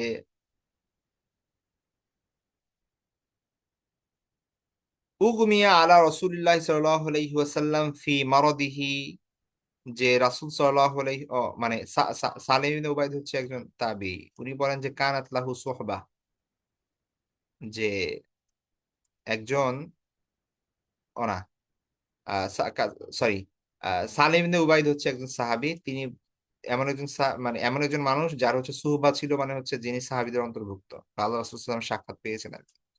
তো তিনি বলেন উগমি আলা রাসূলুল্লাহ সাল্লাল্লাহু আলাইহি ওয়াসাল্লাম ফি মারাদিহি, যে রাসূল সাল্লাল্লাহু আলাইহি ওয়াসাল্লাম তার অসুস্থতার মধ্যে মানে জ্ঞান হারিয়ে ফেলেন, সংজ্ঞা হারিয়ে ফেলেন। ফা আফাকা, অতঃপর একটু পর আবার জ্ঞান ফিরে। ফাকালা হাদারাতিস সালাত, তিনি বলেন যে নামাজের সময় হয়েছে। ফাকালু, সবাই বলে যে নাম, হ্যাঁ। ফাকালা, তিনি বলেন মুরু বিলালান ফালিউআযযিন, যে বিলালকে নির্দেশ দাও আজান দেওয়ার জন্য। ওয়া মুরু আবা বকরিন আইয়ুসাল্লি আলিন নাস, আর আবু বকরকে নির্দেশ দাও সে যেন মানুষকে নিয়ে নামাজ পড়ে। লিন্নাস অথবা বিন্নাস, মানে মানুষের জন্য অথবা মানুষকে সাথে নিয়ে নামাজ পড়ে। কলা, রাবি বলেন যে সুম্মা উগমি আলাইহি, অতবার এই কথা বলে তিনি আবার অজ্ঞান হয়ে যান। আফাক, একটু পরে আবার মানে চেতনা ফিরে পান। ফাকল, তিনি আবার বলেন হাজরাতিস সালাত, নামাজের সময় হয়েছে। ফাকলু, তিনি বলেন যে, মানুষরা বলেন হ্যাঁ। তিনি বলেন যে আবার মুরু বিলালান ফালিউআযিন ওয়া মুরু আবা বকরিন ফালিউসাল্লি বিন নাস, অর্থাৎ বিলালকে বলেন আজান দিতে, আবু বকরকে বলেন নামাজ পড়তে। তখন আয়েশা দিতেন বলেন ফাকালাত আয়েশাতু ইন্না আবি রজুলুন আসিফুন, আমার বাবা তো নরম মানে প্রকৃতির মানুষ। ইদা কমা যালিকাল মাকাম বাকা ফালা ইস্তাতিয়ে, অর্থাৎ তিনি যদি আপনার স্থলে দাঁড়ান তাহলে তো তিনি কান্না শুরু করবেন, কান্না থামাতে পারবেন না। ফালাও আমার তা গায়রাহু, তিনি আপনি যদি আর কাউকে অন্য কাউকে বলতেন তাহলে ভালো হতো, ঠিক আছে। কল, রাবি বলেন যে সুম্মা উগমি আলাইহি, আবার তিনি জ্ঞান হারিয়ে ফেলেন। ফাফাকা, একটু পরে আবার মানে জ্ঞান ফিরে পান। তিনি আবার বলেন যে মুরু বিলালান ফালিউআযিন, বিলালকে বলো আজান দিতে। ওয়া মুরু আবা বকরিন ফালিউসাল্লি বিন্নাস, আর আবু বকরকে বলো মানুষকে নিয়ে নামাজ পড়তে। ফাইন্না কুন্না সওয়াহিবু আও সওয়াহিবাত ইউসুফ, মানে তিনি মানে মানে তিনি বারবার বলতেছেন কিন্তু এখনো সেটা পালন করা হয় নাই, বা আয়েশা রাদিয়াল্লাহু আনহা বলতেছেন যে অন্য কাউকে দেওয়ার জন্য। তো এই কারণে তিনি রাসূল সাল্লাল্লাহু আলাইহি ওয়াসাল্লাম বলেন যে ফাইন্না কুন্না, তোমরা হচ্ছে সওয়াহিবু ইউসুফা বা সওয়াহিবাত ইউসুফা, ইউসুফ আলাইহিসসালামের মানে মহিলাদের মতো, মানে ইউসুফ ইসলামের ঘটনায় আল্লাহ সুবহানাহু ওয়া তাআলা যেই মহিলাদের কথা বর্ণনা করছেন, ঠিক আছে, তোমরা হচ্ছে তাদের মতো, ঠিক আছে। আয়েশা রাদিয়াল্লাহু আনহাকে আল্লাহ রাসূল সাল্লাল্লাহু আলাইহি ওয়াসাল্লাম বলেন। তো কলা, তিনি বলেন যে ফাউমিরা, রাবি বলেন যে ফাউমিরা বিলালুন ফাআযানা, বিলাল রাদিয়াল্লাহু আনহুকে পরে নির্দেশ দেওয়া হয়, তিনি আজান দেন। ওয়া উমিরা আবু বকরিন ফাসাল্লা বিন নাস, আর আবু বকরকে নির্দেশ দেন, অতঃপর তিনি মানুষকে নিয়ে নামাজ পড়েন। সুম্মা ইন্না রাসূলুল্লাহ সাল্লাল্লাহু আলাইহি ওয়াসাল্লাম ওয়াজাদা খিফাতান, অতঃপর আল্লাহ রাসূল সাল্লাল্লাহু আলাইহি ওয়াসাল্লাম একটু ভালো অনুভব করলেন। ফাকালা উনজুরু লি মান আত্তাকি আলাইহি, তখন তিনি বললেন যে কেউ আছে কি যার উপর মানে তোমরা কাউকে নিয়ে আসো বা মানে দেখো কাউকে পাও কিনা যে আমি মান আত্তাকি আলাইহি, যার উপর আমি কি করব, হেলান দিব, ভর দিব, মানে ভর দিয়ে দাঁড়াবো। ফাজাআত বারিরাতু ওয়া রাজুলুন আখার, বারিরা রাদিয়াল্লাহু তাআলা আনহু এবং আরেকজন সাহাবী তারা আসলেন। ফাত্তাকা আলাইহিমা, আল্লাহ রাসূল সাল্লাল্লাহু আলাইহি ওয়াসাল্লাম তাদের উপর ভর দিলেন। ফালাম্মা রাআহু আবু বকরিন, আবু বকর রাদিয়াল্লাহু তাআলা নামাজ পড়াচ্ছিলেন, তখন তিনি যখন দেখলেন যে আল্লাহ রাসূল সাল্লাল্লাহু আলাইহি ওয়াসাল্লাম দুইজনের উপর ভর দিয়ে আসছেন, হ্যাঁ, তো তখন তিনি কি করলেন যে আপনার আহ হয়ে গেল, ফালাম্মা রাআ আবু বকরিন যাহাবা লিয়ানকুস, তখন আল্লাহ রাসূল লিয়ানকুস, তখন তিনি মানে পেছনে ফিরে আসতে চাইলেন। ফাআওয়ামা ইলাইহি আইয়াসবুতা মাকানাহু, আল্লাহ রাসূল তাকে ইশারা দিলেন সে যেন তার জায়গায় থাকে। হাত্তা কদা আবু বকরিন সালাতাহু, এবং আবু বকর রাদিয়াল্লাহু তাআলা তার নামাজ শেষ করলেন। সুম্মা ইন্না রাসূলুল্লাহ সাল্লাল্লাহু আলাইহি ওয়াসাল্লাম কুবিদা, অতঃপর যখন আল্লাহ রাসূল সাল্লাল্লাহু আলাইহি ওয়াসাল্লামের জান কবজ করা হলো, তিনি যখন ইন্তেকাল করলেন, ফাকালা উমর, উমর রাদিয়াল্লাহু আনহু বললেন, ওয়াল্লাহি লা আসমাউ আহাদান ইয়াযকুরু আন্না রাসূলুল্লাহ সাল্লাল্লাহু আলাইহি ওয়াসাল্লাম কুবিদা ইল্লা দারাবতুহু বিসাইফি হাদা। উমর রাদিয়াল্লাহু আনহু বললেন যে আল্লাহর কসম, আমি যদি কাউকে শুনি যে সে বলছে যে আল্লাহ রাসূল সাল্লাল্লাহু আলাইহি ওয়াসাল্লাম ইন্তেকাল করছে, তাহলে আমি এই আমার তরবারি দিয়ে তাকে আঘাত করব। কল, রাবি বলেন যে ওয়াকানান নাসু উম্মিয়িন লাম ইয়াকুন ফীহিম নাবিয়্যুন ক্বাবলাহু, মানুষ তো আসলে তখন ছিল হচ্ছে মানে আহ নিরক্ষর, তারা পূর্ববর্তী নবীদেররা কিভাবে ইন্তেকাল করছেন বা এই ব্যাপারগুলো তো তারা ওইভাবে জানতো না। তো লাম ইয়াকুন ফিহিম নাবিয়ান ক্বাবলা, এবং তাদের পূর্বে আগে নবীও ছিল না। ফাআমসাকান নাস, সুতরাং মানুষ মানে হয়ে করে ফেললো, ঠিক আছে। আহ মানুষরা চুপ থাকলো, ঠিক আছে। ফাকালু, তারা বলল, ইয়া সালিম ইনতালিক ইলা সাহিবি রাসূলুল্লাহ সাল্লাল্লাহু আলাইহি ওয়াসাল্লাম ফাদউহু, তো তখন মানুষরা বলল যে হে সালিম, আহ, তো তা তুমি কি করো, তো রাসূল সাল্লাল্লাহু আলাইহি ইসলামের সাথী মানে হচ্ছে আবু বকর রাদিয়াল্লাহু আনহুর কাছে যাও এবং তাকে খবর দাও, ফাদউহু, তাকে ডেকে আনো। ফাআতাইতু আবা বকরিন ওয়া হুয়া ফিল মাসজিদি, মানে এই হাদিসটা মূলত সালিম রাদিয়াল্লাহু তাআলা মনে বর্ণনা করছেন। তো তিনি বলেন যে আমি আবু বকর রাদিয়াল্লাহু আনহুর কাছে আসলাম এবং ওয়া হুয়া ফিল মাসজিদ, তিনি তখন মসজিদে ছিলেন। ফাআতাইতুহু আবকি দাহিশান, এবং আমি তখন তার কাছে আসলাম কান্না করতে করতে, মানে দৌড়াতে দৌড়াতে কান্না করতে করতে আবু বকর রাদিয়াল্লাহু আনহুর কাছে আসলাম। ফালাম্মা রাআনি, তিনি যখন আমাকে দেখলেন, ক্বালা আকুবিদা রাসূলুল্লাহ সাল্লাল্লাহু আলাইহি ওয়াসাল্লাম, তিনি জিজ্ঞেস করলেন যে আল্লাহ রাসূল সাল্লাল্লাহু আলাইহি ওয়াসাল্লামের কি ইন্তিকাল হয়ে গিয়েছে। কুলতু, তখন আমি বললাম যে ইন্না উমার ইয়াকুল, উমর বলতেছে, লা আসমাউ আহাদান ইয়াজকুরু আন্না রাসূলুল্লাহ সাল্লাল্লাহু আলাইহি ওয়াসাল্লাম কুবিদা ইল্লা দারাবতুহু বিসাইফি হাদা, যে উমর রাদিয়াল্লাহু আনহু বলছেন যে কেউ যদি বলে যে আল্লাহ রাসূল সাল্লাল্লাহু আলাইহি ওয়াসাল্লাম ইন্তিকাল করেছে, তাহলে তো আমি তার কল্লা ফেলে দিব, আমি তার এই দিয়ে তরবারি দিয়ে আঘাত করব। ফাকাল আলী, তখন আবু বকর রাদিয়াল্লাহু আনহু আমাকে বললেন যে ইনতালিক, চলো, আমার সাথে চলো। ফান্তালাকতু মাআহু, আমি তার সাথে গেলাম। ফাজাআ হুয়া ওয়ান নাসু ক্বাদ দাখালু আলা রাসূলুল্লাহ সাল্লাল্লাহু আলাইহি ওয়াসাল্লাম, তিনি এবং মানুষজন আল্লাহ রাসূল সাল্লাল্লাহু আলাইহি ওয়াসাল্লামের রুমে প্রবেশ করলেন। ফাকালা, অথবা তিনি বলেন, ইয়া ইউহান নাস আফরিজুলি, মানুষরা ভিড় করে আছে আল্লাহ রাসূল সাল্লাল্লাহু আলাইহি ওয়াসাল্লামের চারপাশে। তখন তিনি বললেন যে হে মানুষরা, তোমরা সরে যাও, আমার জন্য জায়গা করে দাও। ফাআফরাজুলাহু, আবু বকর রাদিয়াল্লাহু আনহুর জন্য জায়গা করে দিলেন।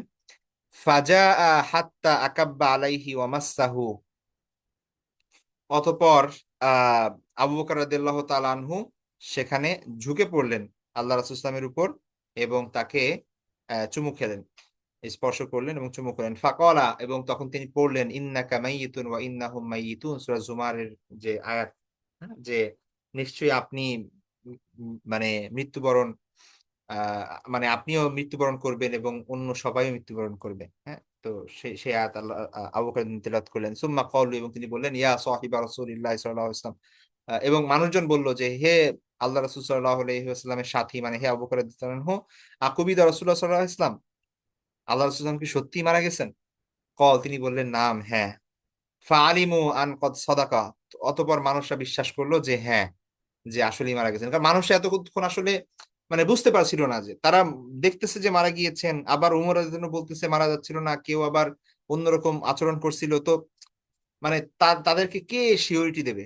তো তখন আবু বকর রাদিয়াল্লাহু আনহু যখন বললেন যে হ্যাঁ মারা গিয়েছে, তখন তারা নিশ্চিত হলো যে হ্যাঁ আসলেই তিনি সত্য বলেছেন, মারা গিয়েছেন। কলু, তখন তারা বললো, ইয়া সাহিবা রাসূলুল্লাহ সাল্লাল্লাহু আলাইহি ওয়াসাল্লাম, হে আল্লাহ রাসূলের সাথী, আয়ুসাল্লি আলা রাসূলুল্লাহ সাল্লাল্লাহু আলাইহি ওয়াসাল্লাম, আহ আয়ুসাল্লাহ রাসূলুল্লাহ সাল্লাল্লাহু আলাইহি ওয়াসাল্লাম, যে আল্লাহ রাসূল সাল্লাল্লাহু আলাইহি ওয়াসাল্লামের কি জানাজা নামাজ পড়া হবে? কলা, তিনি বললেন নাম, হ্যাঁ। কলু, তারা জিজ্ঞেস করলো যে ওয়াকাইফ, কিভাবে? কলা, তিনি বললেন যে ইয়াদখুলু কওমুন ওয়া ইউকাব্বিরুনা ওয়া ইউসাল্লুনা ওয়া ইয়াদউনা সুম্মা ইয়াখরুজুনা, সুম্মা ইয়াদখুলু কওমিন ওয়া ইউকাব্বিরুনা ওয়া ইউসাল্লুনা ওয়া ইয়াদউনা সুম্মা ইয়াখরুজুন হাত্তা ইয়াদখুলান নাস। যে তিনি বললেন যে আল্লাহ রাসূল সাল্লাল্লাহু আলাইহি ওয়াসাল্লামের লাশ, মানে আল্লাহ রাসূল সাল্লাল্লাহু আলাইহি ওয়াসাল্লামের দেহ এখানেই থাকবে, অল্প কিছু মানুষ প্রবেশ করবে, তারা তাকবীর বলবে, জানাজার সালাত আদায় করবে, দোয়া করবে, তারপর বের হয়ে যাবে। তারপর আবার কিছু মানুষ ঢুকবে, আবার তারা তাকবীর বলবে, সালাত আদায় করবে, তারপরে হচ্ছে দোয়া করবে, তারপরে আবার বের হয়ে যাবে। এভাবে সব মানুষ এরকম করবে, অল্প অল্প করে ঢুকবে, প্রবেশ করবে, এরকম করবে। কলু, তারা জিজ্ঞেস করলো, ইয়া সাহিবা রাসূলুল্লাহ সাল্লাল্লাহু আলাইহি ওয়াসাল্লাম, আয়ুদফানু রাসূলুল্লাহ সাল্লাল্লাহু আলাইহি ওয়াসাল্লাম, তারা জিজ্ঞেস করলো, হে আল্লাহর সাথী, রাসূল সাল্লাল্লাহু আলাইহি ওয়াসাল্লামকে কি দাফন দেওয়া হবে? তো তিনি বললেন যে নাম, হ্যাঁ। কলু, তারা বললেন যে আয়না, কোথায়? তো তখন তিনি বললেন, ফিল মাকান আল্লাযী কবাদাল্লাহু ফীহি রূহাহু, এই স্থানে, যে স্থানে তার জান কবজ করেছেন আল্লাহ, আল্লাহ সুবহানাহু ওয়া তাআলা তার ইন্তেকাল, তার রূহ নিয়ে গিয়েছেন। ফা ইন্নাল্লাহা লাম ইয়াকবিদ রূহাহু ইল্লা ফি মাকানিন তাইয়িবিন, কেননা আল্লাহ সুবহানাহু ওয়া তাআলা কোন নবীর রূহ নেন না, বা আল্লাহ রাসূলের রূহ নেননি, তবে একটা পবিত্র স্থান ব্যতীত। ঠিক আছে, অর্থাৎ পবিত্র স্থানেই নবীদের রূহ আহ কবজ করা হয়।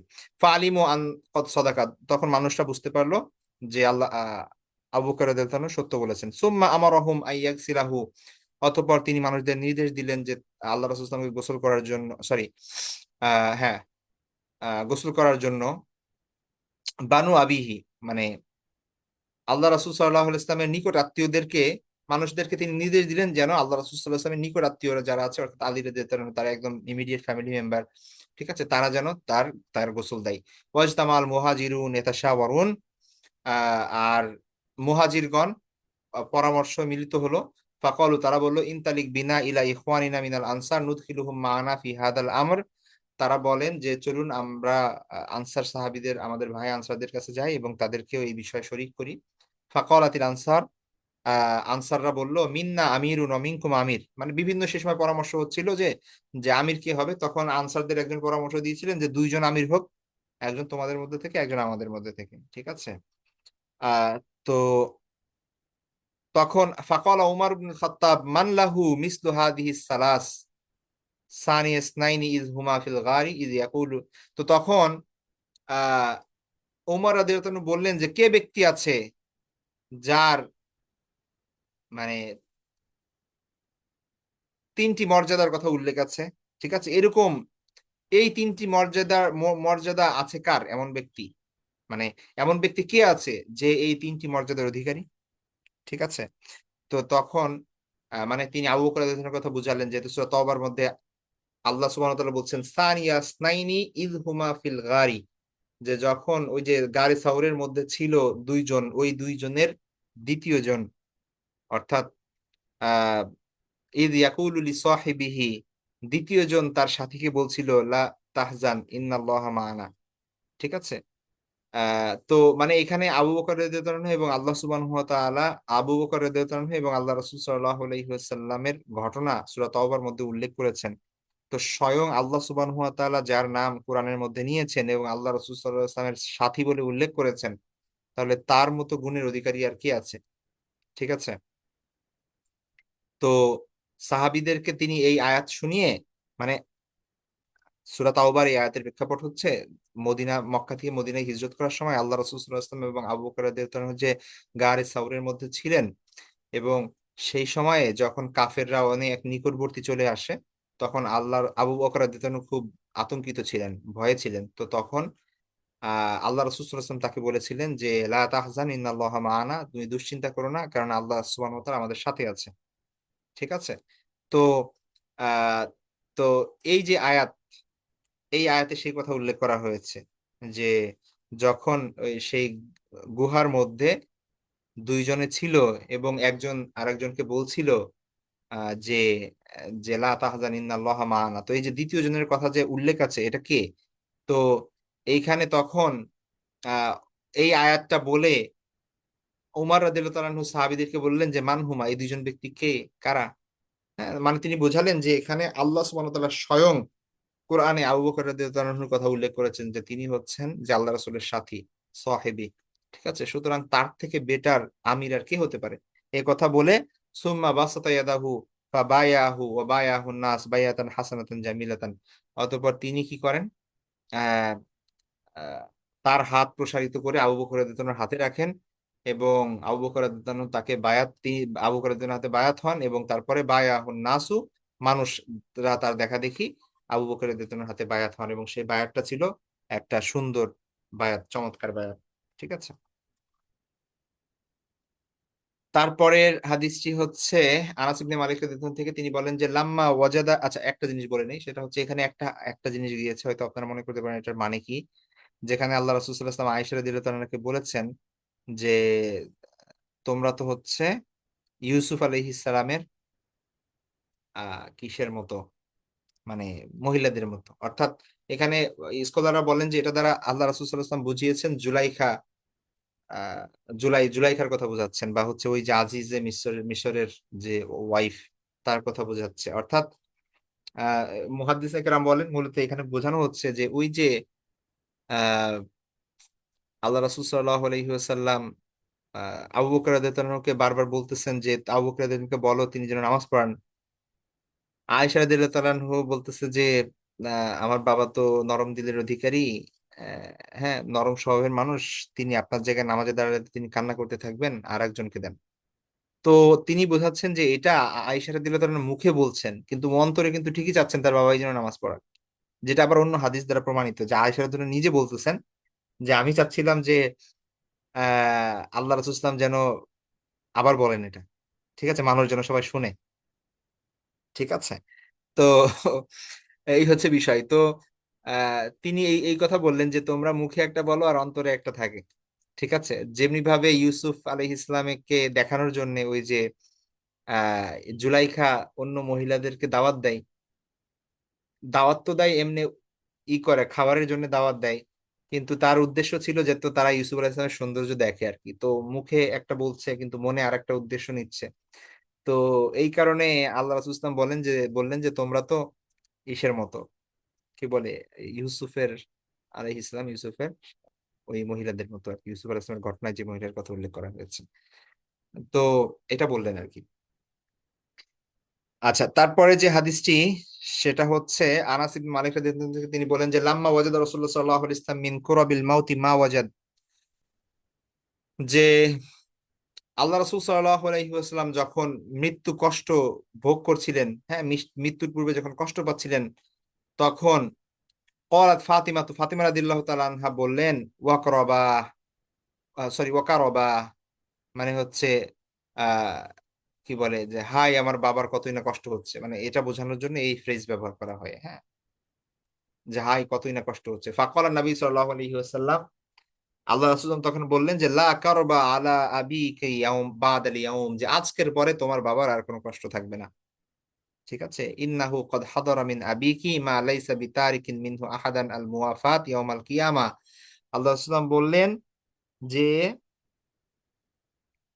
যে ইন্নাহু কদ হাদারা মিন আবিহি, তোমার বাবার কাছে এমন জিনিস উপস্থিত হয়েছে মা লাইসা বিতারিকিন মিনহু আহাদান আল মুওয়াফাত ইয়াউমাল কিয়ামা, যে কিয়ামত পর্যন্ত এই জিনিসের হাত থেকে কেউ রক্ষা পাবে না।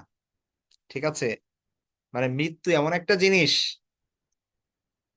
যে আমার কাছে উপস্থিত হয়েছে, এমন একটা জিনিস যেটার নাম হচ্ছে মৃত্যু, আর এই মৃত্যু কিয়ামত পর্যন্ত যারা আসবে, হ্যাঁ মা লাইসা বিতারিকিন মিনহু আহাদান, কিয়ামত পর্যন্ত এইটার কেউ এমন থাকবে না যে তার কাছে মৃত্যু আসবে না, সবাই মৃত্যুবরণ করবে। ঠিক আছে, তারপরে হাদিসটি হচ্ছে আব্দুল্লাহ ইবনে আব্বাস রাদিয়াল্লাহু তাআলা থেকে, তিনি বলেন যে ইউহাদ্দিসু আন্নাহু সামিয়া রাসূলুল্লাহ সাল্লাল্লাহু আলাইহি ওয়াসাল্লাম ইয়াকুল, যে তিনি আল্লাহ রাসূল সাল্লাল্লাহু আলাইহি ওয়াসাল্লামকে বলতে শুনেছেন মান কান লাহু ফারাতান মিন উম্মতি আদখালাহুল্লাহু তাআলা বিহিমাল জান্নাহ। আচ্ছা, যার দুইটা ফরত ফরত আছে আমার উম্মতের মধ্যে থেকে, যার দুইটা কি আছে, ফরত। ফারত শব্দের শাব্দিক অর্থ হচ্ছে যখন সৈন্যবাহিনী আপনার মানে কোথাও করার আগে, অভিযান করার আগে আগে একটা দল পাঠাই সেখানে দেখার জন্য যে কি অবস্থা, হ্যাঁ, পরিস্থিতি অনুকূল আছে কিনা, কোনো সমস্যা আছে কিনা, এই বিষয়গুলো দেখার জন্য আহ আগে একটা গ্রুপ যায় সেখানে, এবং সেটা সেই এলাকা পর্যালোচনা করে পর্যবেক্ষণ করে তারা রিপোর্ট পাঠায়, তারপরে হচ্ছে মেইন দল সেখানে যায়। তো এইটাকে বলা হয় মূলত ফরদ। তো এখানে ফরদ দ্বারা উদ্দেশ্য মূলত কোনো ব্যক্তির যদি সন্তান থাকে এবং সে যদি মারা যায় ছোট বয়সে, ঠিক আছে, অর্থাৎ বাবা মা জীবিত আছে এই অবস্থায় যদি সন্তান মারা যায়, ঠিক আছে, অনেকে ছোট বাচ্চা মারা যায়, তো তার কথা বলা হচ্ছে যে যদি আমার উম্মতের মধ্যে থেকে যেই ব্যক্তির দুইটি সন্তান মারা যাবে, মানে তাদের জীবদ্দশায়, ঠিক আছে, ছোট বয়সে, আদখালাহুল্লাহু তাআলা বিহিমাল জান্নাহ, এই দুইজনের ওসিলায় আল্লাহ সুবহানাহু ওয়া তাআলা তাকে জান্নাতে প্রবেশ করাবেন। ঠিক আছে, মান কানা লাহু ফারাতান মিন উম্মতি, আমার উম্মতের মধ্যে থেকে যার দুইটা বাচ্চা মারা যাবে, ঠিক আছে, আদখালাহুল্লাহু তাআলা বিহিমা আল জান্নাহ, তাহলে আল্লাহ সুবহানাহু ওয়া তাআলা এই দুইজনের ওসিলায় তাকে জান্নাতে প্রবেশ করাবে। ফাকালাত আয়েশা, আয়েশা যেন বললেন যে ফামান কানা লাহু ফারাতুম মিন উম্মতি, আপনার উম্মতের মধ্যে থেকে কারো যদি একটা বাচ্চা মারা যায় তাহলে, কলা, তিনি বললেন, ওয়ামান কানা লাহু ফারাতুন ইয়া মুওয়াফফাকা, তিনি বললেন যে যে তাকেও ক্ষমা করা হবে হে, হ্যাঁ, ওমান কানা লাহু ফারাতুন, এমনকি যার একটা বাচ্চা মারা গিয়েছে তারও, হ্যাঁ, তো সেটা বললেন। তারপর হচ্ছে আয়েশাতে আবার জিজ্ঞেস করলেন, ওমান লাম ইয়াকুন লাহু ফারাতুম মিন উম্মাতিক, আর আপনার উম্মতের মধ্যে থেকে কারো যদি, মানে কারো যদি বাচ্চা না মারা গিয়ে থাকে তাহলে, তো তখন তিনি বললেন, ওয়া আনা ফারাতুন লি উম্মতি লা ইউসাবু বিমিসলি, আমার উম্মতের জন্য আমি হচ্ছি পরকালের সম্পদ স্বরূপ। হ্যাঁ, মানে পরকালে এই যে আগে পাঠানো, ফারাত মানে হচ্ছে আগে পাঠানো, মানে অ্যাডভান্স করে দেওয়া আর কি, হ্যাঁ, কোনো কিছুর জন্য আমরা যেরকম অ্যাডভান্স বুক করে দেই, এটা হচ্ছে ফারাত, মানে আগে থেকে পাঠানো।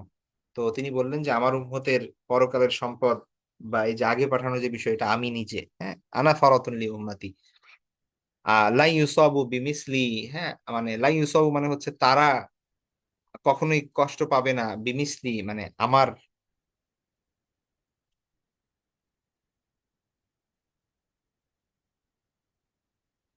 আচ্ছা, এখানে মনে হয় অর্থে একটু ভুল আছে। তো তো এখানে বোঝাচ্ছে লাই ইউসাবু মিসলি দ্বারা যে আমার ইন্তেকালের কারণে, আমার মৃত্যুর পরে মানুষরা এত বেশি কষ্ট পাবে, ঠিক আছে, আমার উম্মত এত বেশি কষ্ট পাবে, কষ্ট হবে, যে তার পরিবার পরিজনের চাইতেও এটা অনেক বেশি, মানে কষ্টের কারণ হবে আমার মৃত্যুটা তাদের জন্য। সুতরাং আমি তো তাদের অনেক কাছে একটা, মানে এখানে বোঝাতে যাচ্ছে যে কারো কোনো বাচ্চা মারা গেলে কত কষ্ট পায় সে, তাই না? তো আমি যখন মারা যাব তখন আমার উম্মত এত বেশি কষ্ট পাবে যে তার পরিবার পরিজন সন্তানাদি সব মারা গেলে এত বেশি কষ্ট পেত না। ঠিক আছে, সুতরাং তার সন্তান কষ্ট, আহ, মারা যাওয়ার কারণে, সে কষ্ট পাওয়ার কারণে যদি আল্লাহ তাকে জান্নাত দেয়, তাহলে আমি যে মারা যাচ্ছি, আহ, আমি মারা যাচ্ছি এবং তারপরে আমার উম্মতরা কষ্ট পাচ্ছে আমার মৃত্যুর কারণে এবং কান্না করছে, তো এটার কারণে তারা কেন উপকৃত হবে না, মানে এটা বোঝাচ্ছেন আর কি, হ্যাঁ। তো এটা অবশ্যই ডিপেন্ড করছে যে আপনার আল্লাহ রাসূল সাল্লাল্লাহু আলাইহি ওয়াসাল্লামের উপর কতটা ভালোবাসা আছে, তার জন্য আপনি কতটা উদ্গ্রীব, হ্যাঁ, কতটা ভালোবাসা আপনার অন্তরে তার জন্য আছে, তার উপর ভিত্তি করে হচ্ছে এটা ডিপেন্ড করবে যে আপনি পরকালে আল্লাহ রাসূল সাল্লাল্লাহু আলাইহি ওয়াসাল্লাম আমাদের জন্য কি হবে, মানে পরকালের সম্পদ হিসেবে বিবেচিত হবে নাকি, সেটা ডিপেন্ড করতেছে প্রত্যেক ইন্ডিভিজুয়ালের উপর, আলাদা ব্যাপার। এটা এমন না যে মুসলিম উম্মাহ সবাই অটোমেটিক জান্নাতে চলে যাবে আল্লাহ রাসূল সাল্লাল্লাহু আলাইহি ওয়াসাল্লামের কারণে, এরকম না ব্যাপারটা।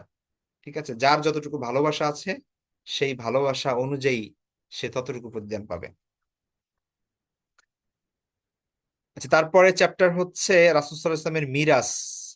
মিরাস মানে হচ্ছে উত্তরাধিকার সম্পত্তি, ঠিক আছে। আহ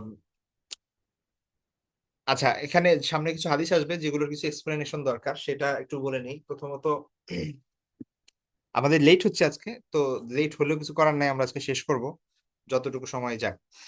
তো প্রথম বিষয় হচ্ছে যে দেখেন আল্লাহ রাসূল সাল্লাল্লাহু আলাইহি ওয়াসাল্লামের মানে আহ ব্যক্তিগত সম্পদ তিনি খুব বেশি ছিল না, রাখতেন না, ঠিক আছে। দ্বিতীয় বিষয় হচ্ছে তার যতটুকুই ব্যক্তিগত সম্পদ ছিল এইটা উম, মানে কয়েক অনেকগুলো সাহাবী থেকে বর্ণিত হাদিস আছে যে আল্লাহ রাসূল নিজে বলে গিয়েছেন যে আপনার সাহাবী মানে আল্লাহ নবীরা কখনো সম্পদ এবং টাকা পয়সা এগুলো উত্তরাধিকার হিসেবে রেখে যান না। যদি থাকেও সেগুলো তার ইমিডিয়েট ফ্যামিলি যতটুকু দরকার ততটুকু, এরপরে বাকি সব সদকা করে দিতে হবে, সবকিছু সদাকা করে দিতে হবে। মানে ইমিডিয়েট তার যদি ওয়াইফ থাকে, যে তার দরকার এখন তার ভরণ পোষণের জন্য যতটুকু দরকার ততটুকু ব্যবস্থা করতে হবে, বাকি সবকিছু সাদাকা। ঠিক আছে। ও নবীরা টাকা ধন সম্পদ এগুলোর উত্তরাধিকার বানিয়ে যান না কাউকে। ঠিক আছে। এখন এটা নিয়ে একটা ঝামেলা তৈরি হয়েছিল, সেটা হচ্ছে যে রাসূল সাল্লাল্লাহু আলাইহি ওয়াসাল্লামের তিনি জীবিত থাকা অবস্থায় তার দায়িত্বে কিছু জায়গা ছিল, যেমন খাইবারে জয় করার পরে খাইবারের কিছু জায়গা ছিল, ফিদাকের কিছু সম্পত্তি ছিল, তারপরে এরকম আহ ওয়াদিল কোরআ নামে একটা জায়গা আছে, সেখানে কিছু জায়গা ছিল। এই জায়গাগুলো আল্লাহ রাসূল সাল্লাল্লাহু আলাইহি ওয়াসাল্লাম নিজ দায়িত্বে রেখেছিলেন, এবং সেখান থেকে যে সম্পদ আসতো, সেখান থেকে যে ফসল তারপরে টাকা পয়সা আসতো, সেগুলো তিনি নিজ পরিবারের জন্য খরচ করতেন এবং সাদকা করতেন, বিভিন্ন খাতে ব্যয় করতেন, গরিবদেরকে দান করতেন, তার নিজের কাজে তিনি ব্যয় করতেন। ঠিক আছে। তো আল্লাহ রাসূল সাল্লাল্লাহু আলাইহি ওয়াসাল্লামের ইন্তেকালের পরে স্বাভাবিকভাবেই ফাতিমা রাদিয়াল্লাহু তাআলা আনহা সহ আহ তার পরিবারের সদস্যরা তারা মনে করলেন যে ওই জিনিসগুলো বোধহয় তারা পাবেন। ঠিক আছে। কিন্তু আবু বকর রাদিয়াল্লাহু তাআলা আনহু তো জানেন যে নবীরা এইভাবে কি করেন না। আপনার তারা উত্তর ওইটা ওইটা আল্লাহ রাসূল সাল্লাল্লাহু আলাইহি ওয়াসাল্লামের উত্তরাধিকারী হিসেবে তার ফ্যামিলি পাবেন না। ঠিক আছে। কারণ হচ্ছে নবীরা উত্তরাধিকার বানিয়ে যান না কাউকে সম্পদের, শুধুমাত্র তার ফ্যামিলি যতটুকু দরকার ততটুকু তারা গ্রহণ করতে পারবে। ঠিক আছে। তো এইটা নিয়ে একটু ফাতিমা রাদিয়াল্লাহু তাআলা আনহা একটু মনঃক্ষুণ্ণ হন, এবং এইটা শিয়ারা তাদের অনেক ভার্সন আছে, তারা বলেন যে আবু বকর রাদিয়াল্লাহু তাআলা ইচ্ছা করে ফাতিমা রাদিয়াল্লাহু তাআলা আলী রাদিয়াল্লাহু তাআলাকে বঞ্চিত করছেন, ইত্যাদি ইত্যাদি বিভিন্ন ধরনের কথা বলেন তারা, কিন্তু আসলে বাস্তবতা এমন না। আপনারা হাদিসগুলো দেখলেই বুঝতে পারবেন যে আসলে বাস্তবতা হচ্ছে যে আহ ফাতিমা রাদিয়াল্লাহু তাআলা আনহা সহ নবী পরিবারের যারা ছিলেন তাদের যতটুকু দরকার ততটুকু আবু বকর রাদিয়াল্লাহু তাআলাকে দিতেন তারা। কিন্তু তারা চাচ্ছিলেন যে ওই যে আল্লাহ রাসূল সাল্লাল্লাহু আলাইহি ওয়াসাল্লাম জীবদ্দশায় যেই সম্পদগুলো মেনটেন করতেন এবং নিজের জন্য ব্যয় করতেন, কয়েকটা জায়গার সম্পত্তি এবং জমি, সেগুলো যেন তারা দায়িত্ব নিয়ে নেন। কিন্তু এটা তো অসম্ভব ছিল, কারণ আবু বকর রাদিয়াল্লাহু তাআলা তো জানেন যে সেগুলো মুসলিম উম্মাহর সম্পদ, তিনি কাউকে তো ব্যক্তিগতভাবে সেগুলো দিতে পারেন না, সেটা তার অধিকার সেটা নাই। তো তিনি সেটা প্রত্যাখ্যান করেন, বা তিনি এটা দিতে অস্বীকৃতি জানান, এবং তাদেরকে বলেনও যে আল্লাহ রাসূল সাল্লাল্লাহু আলাইহি ওয়াসাল্লাম এটা বলে গিয়েছেন, হ্যাঁ, যে তিনি তার কোনো মানে তার ওয়ারাসাতে কিছু থাকবে না, এমনকি যে জিনিসগুলো থাকবে সেগুলো সাদাকা করে দিতে হবে।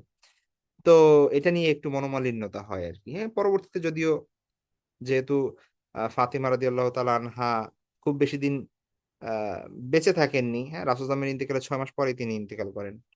তো তো এটা একটা ইয়া হয় আর কি, মানে এটা তার মৃত্যু ওই অবস্থায় হয়ে যায় যে তিনি আবু বকর রাদিয়াল্লাহু তাআলার সাথে একটু মানে রাগ করেছিলেন আর কি। ঠিক আছে। তো ওইটা নিয়ে পরবর্তীতে শিয়াদের বিভিন্ন ভার্সন আছে, তারা বিভিন্ন এটাকে অনেক বড় করে দেখে এবং আবু বকর রাদিয়াল্লাহু তাআলাকে এটাকে নিয়ে দোষারোপ করে আর কি। তো বাস্তবতা হচ্ছে এখানে দোষারোপের আসলে কিছু নাই। হয় তাদের মধ্যে একটা ভুল বোঝাবুঝি, দুইজনই দুইজনের জায়গা থেকে রাইট ছিলেন। ফাতিমা রাদিয়াল্লাহু তাআলা চাচ্ছিলেন যে তার বাবার যে সম্পত্তি ছিল বা যতটুকু ছিল ততটুকু যেন তাদের দায়িত্বে চলে আসে, এবং তারা যেন আরেকটু ভালোভাবে জীবনযাপন করতে পারেন, তাদের তো নিড আছে ইত্যাদি।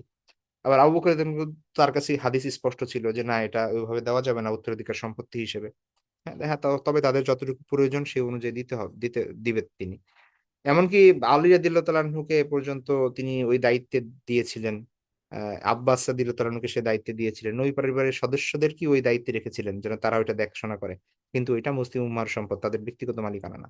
ঠিক আছে, যাক, এটা বিস্তারিত আলাপ, এটা নিয়ে এখন আলাপ করার সময় না, যে একটু ধারণা দিলাম যে এই বিষয়গুলো সামনে আসবে এই জন্য।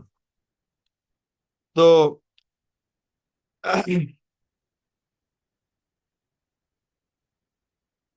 জুয়াইর রাদিয়াল্লাহু তাআলা আনহুর ভাই, হ্যাঁ, আমর ইবনে হারিস এবং একজন সাহাবী, তিনি বলেন যে মা তারাকা রাসূলুল্লাহ সাল্লাল্লাহু আলাইহি ওয়াসাল্লাম ইল্লা সিলাহাহু ওয়া বাগলাতাহু ওয়া আরদান জাআলাহা সাদাকাতান, যে আল্লাহ রাসূল সাল্লাল্লাহু আলাইহি ইসলাম রেখে গিয়েছিলেন শুধুমাত্র তার অস্ত্র শস্ত্র তার একটা খচ্চর, হ্যাঁ মানে কিছু বাহন, আর একটা জমি, তারপরেও এগুলো যা আলাহা সদাকা দান, এগুলো তিনি সদকা করে দিয়ে যান।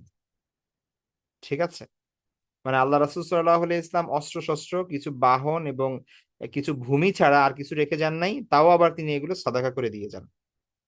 ঠিক আছে, তারপরে হাদিস হচ্ছে আবু হুরায়রা রাদিয়াল্লাহু আনহু থেকে কল জাআত ফাতিমাতু ইলা আবি বকর, ফাতিমা রাদিয়াল্লাহু তাআলা আনহা আবু বকর রাদিয়াল্লাহু আনহুর কাছে আসলেন। তারপরে তিনি জিজ্ঞেস করেন মান ইয়ারিসুকা, আপনার সম্পদের উত্তরাধিকার কে হবে? ফাকলা, তিনি বললেন আহলি ওয়া ওয়ালাদি, আমার পরিবার এবং আমার সন্তানরা। ফাকলাত, তখন আয়েশা ফাতিমা রাদিয়াল্লাহু তাআলা আনহা বললেন মালি লা আরিসু আবি, আমার কি হবে তাইলে, আমি কি আমার বাবার উত্তরাধিকার হব না? ফাকওয়াল আবু বকর, তখন আবু বকর তিনি বললেন সামিয়তু রাসূলুল্লাহ সাল্লাল্লাহু আলাইহি ওয়াসাল্লাম ইয়াকুল, আমি আল্লাহ রাসূল সাল্লাল্লাহু আলাইহি ওয়াসাল্লামকে বলতে শুনেছি লা নূরাসু, লা নূরাসু মানে হচ্ছে আমরা কাউকে ওয়ারিস করি না, মানে হচ্ছে নবীদের কথা বলছেন আল্লাহ রাসূল সাল্লাল্লাহু আলাইহি ওয়াসাল্লাম।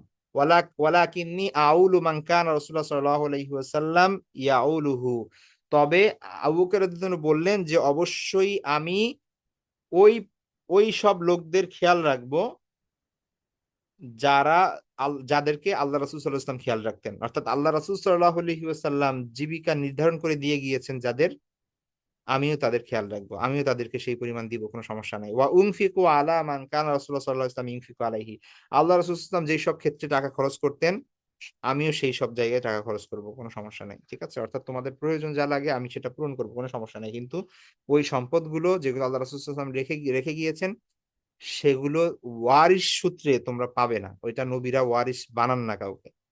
ঠিক আছে, তারপরে হচ্ছে আহ আবুল বুখতারি রাদিয়াল্লাহু আনহু তিনি বর্ণনা করেন যে উমর রাদিয়াল্লাহু আনহু খেলাফত কালে আন্নাল আব্বাস ওয়া আলিয়ান জাআ ইলা উমর, উমর রাদিয়াল্লাহু আনহুর কাছে আসলেন আলী এবং আব্বাস রাদিয়াল্লাহু আনহু, দুইজনই কিন্তু নবী পরিবারের, মানে একজন নবীর চাচা আর একজন নবীর চাচাতো ভাই। ঠিক আছে, এবং তাদের মধ্যে সম্পর্ক কিন্তু ভাতিজা এবং চাচার। জাআ ইলা উমর, উমর রাদিয়াল্লাহু আনহুর কাছে তারা আসলেন ইয়াখতাসিমান, মানে তারা নিজেদের মধ্যে তাদের মধ্যে বাকবিতণ্ডা চলছিল, তারা কিছু বিষয় নিয়ে মতানৈক্য করছিল এবং একটু উচ্চ আওয়াজে কথা হচ্ছিল আর কি। ওয়া ইয়াকুলু কুল্লু ওয়াহিদিন মিনহুমা লিসাহিবি, এবং প্রত্যেকেই একজন আরেকজনকে বলছিল আংতা কাজা, তুমি এমন তুমি এমন, মানে একজন আরেকজনের উপর দোষারোপ করছিল। ফাকালা উমার লিতলহাতা ওয়াজ জুবাইর ওয়া আব্দুর রহমান ইবনে আউফ ওয়া সাদ, তখন উমর রাদিয়াল্লাহু তাআলা আনহু তলহা, জুবাইর, আব্দুর রহমান ইবনে আউফ এবং সাদ, মানে উমর রাদিয়াল্লাহু তাআলার একদম ঘনিষ্ঠ যারা হচ্ছে তাকে পরামর্শ দিত, তার উপদেষ্টা পরিষদ যারা ছিল তাদেরকে উদ্দেশ্য করে বললেন আনশুদুকুম বিল্লাহি, আমি তোমাদেরকে আল্লাহর কসম দিচ্ছি, আসামিয়তুম রাসূলুল্লাহ সাল্লাল্লাহু আলাইহি ওয়াসাল্লাম ইয়াকুল, তোমরা কি আল্লাহ রাসূলকে বলতে শোনা নাই যে কুল্লু মালি নাবিয়্যিন সাদাকা, যে নবীর একজন নবীর সকল সম্পদই সদকা, ইল্লা মা আতামাহু, তবে তিনি যতটুকু কি করেছেন মানুষকে খাইয়েছেন বা মানুষকে দিয়েছেন। ঠিক আছে, ইন্না লা নুরাসু, নিশ্চয়ই আমরা কি হই না, আমরা কাউকে উত্তরাধিকার করি না। তো এটা অফিল হাদিসে কিসা, এই হাদিসে একটা ঘটনা আছে এবং দীর্ঘ বর্ণনা আছে, যে সেগুলো উল্লেখ করে নাই ইমাম তিরমিজি রাহমাতুল্লাহ আলাইহি। তো কাহিনী হচ্ছে ওই যে খাইবার এবং অন্যান্য জায়গার যে জমি সেগুলো আবু বকর রাদিয়াল্লাহু আনহু এই নবী পরিবারের সদস্যদেরকেই দায়িত্ব দিয়েছিলেন সেগুলো দেখাশোনার আর কি। ঠিক আছে, এবং সেই হিসেবে তাদেরকে ভাতা নির্ধারণ করে দিয়েছিলেন, কিন্তু ওগুলো তাকে ব্যক্তিগত মালিকানায় দেন নাই। তো ওইটা নিয়ে আবার আলী রাদিয়াল্লাহু আনহু এবং আব্দুল্লাহ ইবনে আব্বাস রাদিয়াল্লাহু আনহুর মধ্যে ওইটা নিয়ে আবার কিছু দ্বন্দ্ব শুরু হয়েছিল। তো যেটা আবু বকর রাদিয়াল্লাহু আনহু তো আর সেই সময় ছিলেন না, উমর রাদিয়াল্লাহু আনহু খেলাফত কালের এই ঘটনা আর কি। তো সেখানে বিস্তারিত ঘটনা আছে, ওই দিকে আর যাচ্ছি না আমি। তারপরে দেখেন আয়েশা রাদিয়াল্লাহু আনহা থেকে বর্ণিত আন্না রাসূলুল্লাহ সাল্লাল্লাহু আলাইহি ওয়াসাল্লাম ক্বাল না রুস না ক্বাল রাসূলুল্লাহ সাল্লাল্লাহু আলাইহি ওয়াসাল্লাম লা নুরাসু মা তারাকনা ফাহুয়া সাদাকা, যে তিনি আল্লাহ রাসূল সাল্লাল্লাহু আলাইহি ওয়াসাল্লাম বলেছেন যে লা নুরাসু, মানে আমরা কাউকে ওয়ারিশ বানাই না, মা তারাকনা, আমরা যা রেখে যাই ফাহুয়া সাদাকা, সবকিছুই সেগুলোর সদকা। তারপরে আবু হুরায়রা থেকে বর্ণিত আন নবী সাল্লাল্লাহু আলাইহি ওয়াসাল্লাম ক্বাল লা ইয়াকসিমু ওয়ারাসাতি দিনারান ওয়ালা দিরহামান, যে আমার উত্তরাধিকারী যেন আমার পরিত্যক্ত দিনার দিরহাম কি না করে, বন্টন না করে। ঠিক আছে, অর্থাৎ আমার পরে যে সম্পদ থাকবে এই সম্পদ যেন আমার উত্তরাধিকারীদের মধ্যে বন্টিত না হয়। মা তারাকতু বাদা নাফাকাতি নিসাই ওয়া মুনাতি আমিলি ফাহুয়া সাদাকা, আমার পরিবার পরিজন এবং আমার গৃহস্থলী কর্মচারী যারা আছে তাদের খরচ দেওয়ার পর অবশিষ্ট যা কিছু থাকবে ফাহুয়া সাদাকা, সেটা সাদাকা। তারপর হচ্ছে ওই হাদিসটাই আবার এখানে এসেছে যে আহ মালিক ইবনে আউস ইবনে হাসান রাদিয়াল্লাহু তাআলা তিনি বলেন যে দাখাল তো আলা উমর, আমি উমর রাদিয়াল্লাহু আনহুর ওখানে গেলাম, ফাদাখাল আলাইহি আব্দুর রহমান ইবনে আউফ ওয়া তালহা ওয়া সাআদ ওয়া জা আলিয়ুন ওয়াল আব্বাস ইখতাসিমান, যে আমি উমর রাদিয়াল্লাহু তাআলা আনহুর ওখানে গেলাম, সেই সময় তার সেখানে আব্দুর রহমান ইবনে আউফ ছিলেন, তলহা এবং সাদ রাদিয়াল্লাহু তাআলা আনহুমা ছিলেন। তো ওই সময় যা আলী উনাল আব্বাস, আলী রাদিয়াল্লাহু আনহু এবং আব্বাস রাদিয়াল্লাহু আনহু সেখানে আসলেন ইখতাসিমানি, ঝগড়া করতে করতে বা হচ্ছে বাকবিতণ্ডা করতে করতে। ফাকাল লাহুমা উমর, লাহুম উমর, উমর রাদিয়াল্লাহু আনহু তাদেরকে বললেন আনশুদুকুম বিল্লাহি বিইজনিহি, আল্লাহর কসম করে বলছি তোমাদেরকে আমি, বিইজনিহি তাকুমুস সামা ওয়াল আরদ, যার নির্দেশে আসমান এবং জমিন মানে প্রতিষ্ঠিত আছে। আতালামুনা আন্না রাসূলুল্লাহ সাল্লাল্লাহু আলাইহি ওয়াসাল্লাম ইয়াকাল, যে তোমরা কি জানো না যে আল্লাহ রাসূল সাল্লাল্লাহু আলাইহি ওয়াসাল্লাম বলেছেন লা নূরাসু, আমরা কাউকে ওয়ারিশ বানাই না, মা তারাকনাহু সাদাকা, আমরা যা রেখে যাই সবকিছুই সাদাকা। ফাকালু, তারা বললেন আল্লাহুম্মা নাম, অবশ্যই যে অফিল হাদিসে কিসাতুন তবিলাতুন, এবং এই হাদিসে একটা দীর্ঘ ঘটনা আছে। তো তারা সবাই স্বীকার করেন যে হ্যাঁ আল্লাহ রাসূল সাল্লাল্লাহু আলাইহি ওয়াসাল্লাম এটা বলে গিয়েছেন। তারপরে হাদিসটি হচ্ছে আর আয়েশা রাদিয়াল্লাহু তাআলা আনহা, আয়েশা যেন বর্ণনা করেন মা তারাকা রাসূলুল্লাহ সাল্লাল্লাহু আলাইহি ওয়াসাল্লাম দিনারান ওয়ালা দিরহামান ওয়ালা শাতান ওয়ালা বাঈরান, যে আল্লাহ রাসূল সাল্লাল্লাহু আলাইহি ওয়াসাল্লাম দিনার, দিরহাম, তারপরে হচ্ছে আপনার গবাদি পশু টশু, হ্যাঁ, ছাগল উট, এগুলো কোনো কিছুই কি করেন নাই, রেখে যান নাই। ঠিক আছে।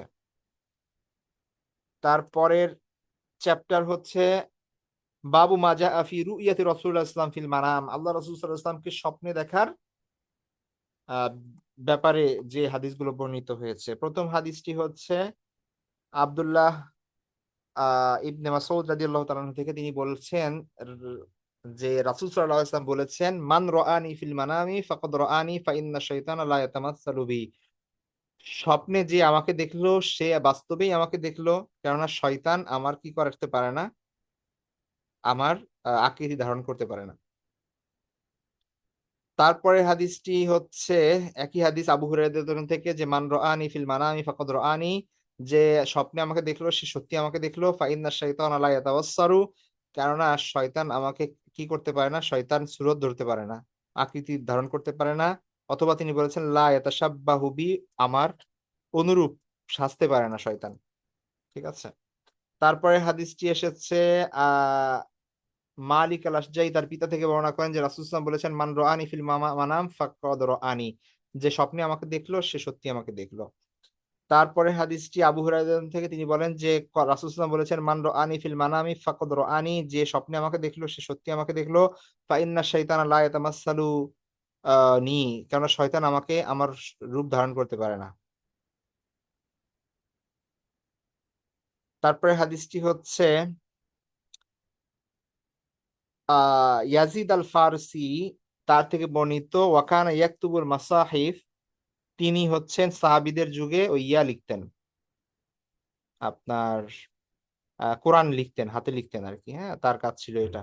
তো তিনি বলেন যে রাআইতুন নাবিয়্যা সাল্লাল্লাহু আলাইহি ওয়াসাল্লাম ফিল মানামি জামানা ইবনে আব্বাস, ইবনে আব্বাসের সময়ে আমি কি করলাম, একবার আল্লাহ রাসূল সাল্লাল্লাহু আলাইহি ওয়াসাল্লামকে স্বপ্নে দেখলাম। কলা, তিনি বলেন যে ফাকুলতুল ইবনে আব্বাস, আমি ইবনে আব্বাসকে ঘটনা বললাম যে আমি আল্লাহ রাসূলকে স্বপ্নে দেখেছি, যে ইন্নী রাআইতু রাসূলুল্লাহ সাল্লাল্লাহু আলাইহি ওয়াসাল্লাম ফিল নাওম, আমি ঘুমের মধ্যে আল্লাহ রাসূল সাল্লাল্লাহু আলাইহি ওয়াসাল্লামকে স্বপ্নে দেখেছি। ফাকালা ইবনে আব্বাস, ইবনে আব্বাস রাদিয়াল্লাহু আনহু বললেন ইন্না রাসূলুল্লাহ সাল্লাল্লাহু আলাইহি ওয়াসাল্লাম কানা ইয়াকুল, আল্লাহ রাসূল সাল্লাল্লাহু আলাইহি ওয়াসাল্লাম বলেছেন ইন্নাশ শাইতানা লা ইয়াস্তাতিউ আন ইয়াতাশাব্বাহা লি, শয়তান তার সূরত আকৃতি ধারণ করতে পারে না, ফামান রাআনি ফিন নাওমি ফাকাদ রাআনি, সুতরাং কেউ যদি ঘুমে আমাকে দেখে সে আমাকেই দেখলো। হাল তাস্তাতিউ আন তানাতা হাদার রাজুল আল্লাযী রাআইতাহু ফিল মানাম, তুমি কি ওই লোকের বর্ণনা দিতে পারবে যাকে তুমি ঘুমের মধ্যে দেখেছো, সে কেমন ছিল? ক্বালা, তিনি বললেন নাম, হ্যাঁ। তখন আনা আতু লাকা রাজুলান বাইনার রাজুলাইন, তখন আমি কি করলাম, তাকে তার বর্ণনা দিলাম যে তিনি ছিলেন মধ্যম গড়নের, বাইনা রাজুলাইন মানে দুই লোকের মাঝে এক লোক, মানে হচ্ছে বেশি লম্বাও না বেশি খাটাও না, মিডিয়াম গড়নের। জিসমুহু আলাহমুহু আসমারু ইলাল বায়াজ, তিনি ছিলেন মানে শুভ্র বাদামি টাইপের, তার গায়ের রং ছিল, মানে একদম বাদামিও না আবার একদম ধবধবে সাদাও না। আকহালুল আইনাইন, তার চোখে কেমন যেন সুরমা দেওয়া ছিল, হ্যাঁ, এরকম ঘন পাপড়িওয়ালা চোখ ছিল। হাসানুজ জাহিক, মানে মানে হাস্যোজ্জ্বল ছিল।